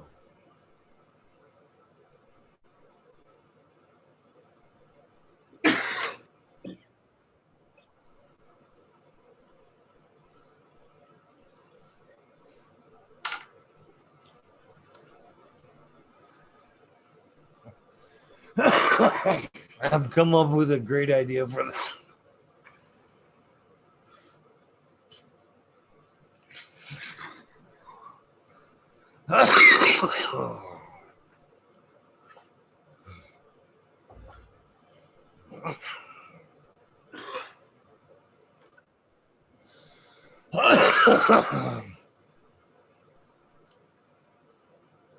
Oof. Koozie. well, fucking cheers, dude. Cheers. A koozie for the Puffco. Travel koozie that makes it look like something else. Like a can of pop. So you can keep it in your cup holder in your car. Oh. Well, I appreciate you coming on. I really do. Yeah, man. I didn't know if I was going to be able to hang this long. I'm glad I was. I had a good time. I hope I wasn't too stony or whatever. I had fun, man. No, man, it's been a great one. Like, man, you brought excuse me. You brought a lot of people into chat tonight, man. Star-studded chat tonight. Jodri, Endra, a lot of great people joined in tonight. So, Lemon Hoko, excuse me. No, shouldn't have took the dab. But appreciate it. Oh, terrible to end on the dab. Let me get a drink of this coffee. A couple things before you go there. Zoom number is always the same. In case you ever get a notification and you see somebody that's in the rabbit hole and you'd like to pop in, hang out, whatever. Always the same. You don't need an invitation. Just the want to pop in. And it'd be an honor. Surprise us to one night to come rolling in. We'd be like, holy shit. It'd be pretty awesome. So please keep that in mind. Anytime would be awesome. The only other thing I'd like to get from you is I do this crazy thing called the soundbite. And it's basically, man, that dab got me. Basically, like the old school artist, if you're into metal or whatever. Hey, this is the Black Keys, and I'm on 105.6. But in this case, it would be, hey, I'm on Dutch Blooms or hey, I'm Dutch Blooms, and I'm on fucking Talking Shit with Eagle, episode 269. I believe that's what it is. Something like that. Could 268. Yeah. Could you go ahead and give me that, sir? Yeah. This is Dutch Blooms. I'm motherfucking talking shit on the talking shit with fucking Eagle. This is episode 268. Hell yeah. I appreciate it. That's one of the best sound bites yet, man. That's one of the best ones yet. Thank you for your time. Dude, this is a fucking cool show, man, and I'm gonna totally dig into these episodes, man, because everyone you've had on, and you know, I know a lot of the guys, and I learned from every one of them, and so thank you for putting the time to do this, man. This is it takes a lot of time, and like you're doing these every night, and it's archived for everybody. So like seriously, you're doing a service to the community, and it's gonna weigh out service that will be given will outlast your time, man. So I really truly appreciate you for doing it, man. And I'm glad to be a part for a minute. Oh man, I appreciate you being a part of it, and I hope that someday that we can do a round two. And yeah, I actually trying to step it up a little bit. Man, that thing still got me. I've just started putting everything on podcast. Cool.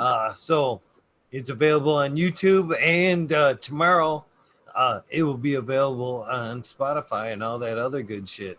But all the other good episodes aren't available there yet. I'm still archiving all the older episodes, but they are all available on YouTube for you to check out. And wow, that dab got me. I appreciate you though, 100%, and hope to see you again soon. Yeah, man, I'd love to. So thanks everybody for watching, and I really appreciate you guys hopping in the chat, and yeah, thank you guys all for all your support, and you know, a little shameless plug, if you don't mind. Regenerativeseeds.com is kind of where I'm making my money. So you can even check out the back pages, regenerativeseeds.com/special. Right on. Hell yeah, we most certainly will. Cool, man.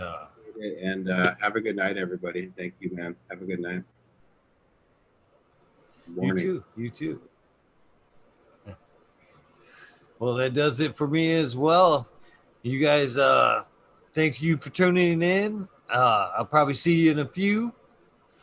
You guys have a great night. If you're not going to join me in, you guys, if you don't join in the rabbit hole, you guys know the routine. Please do something nice for somebody. Random acts of kindness do save lives. Living and breathing example of that. I'll see you in about 10. I got to hit the head. Holy cow.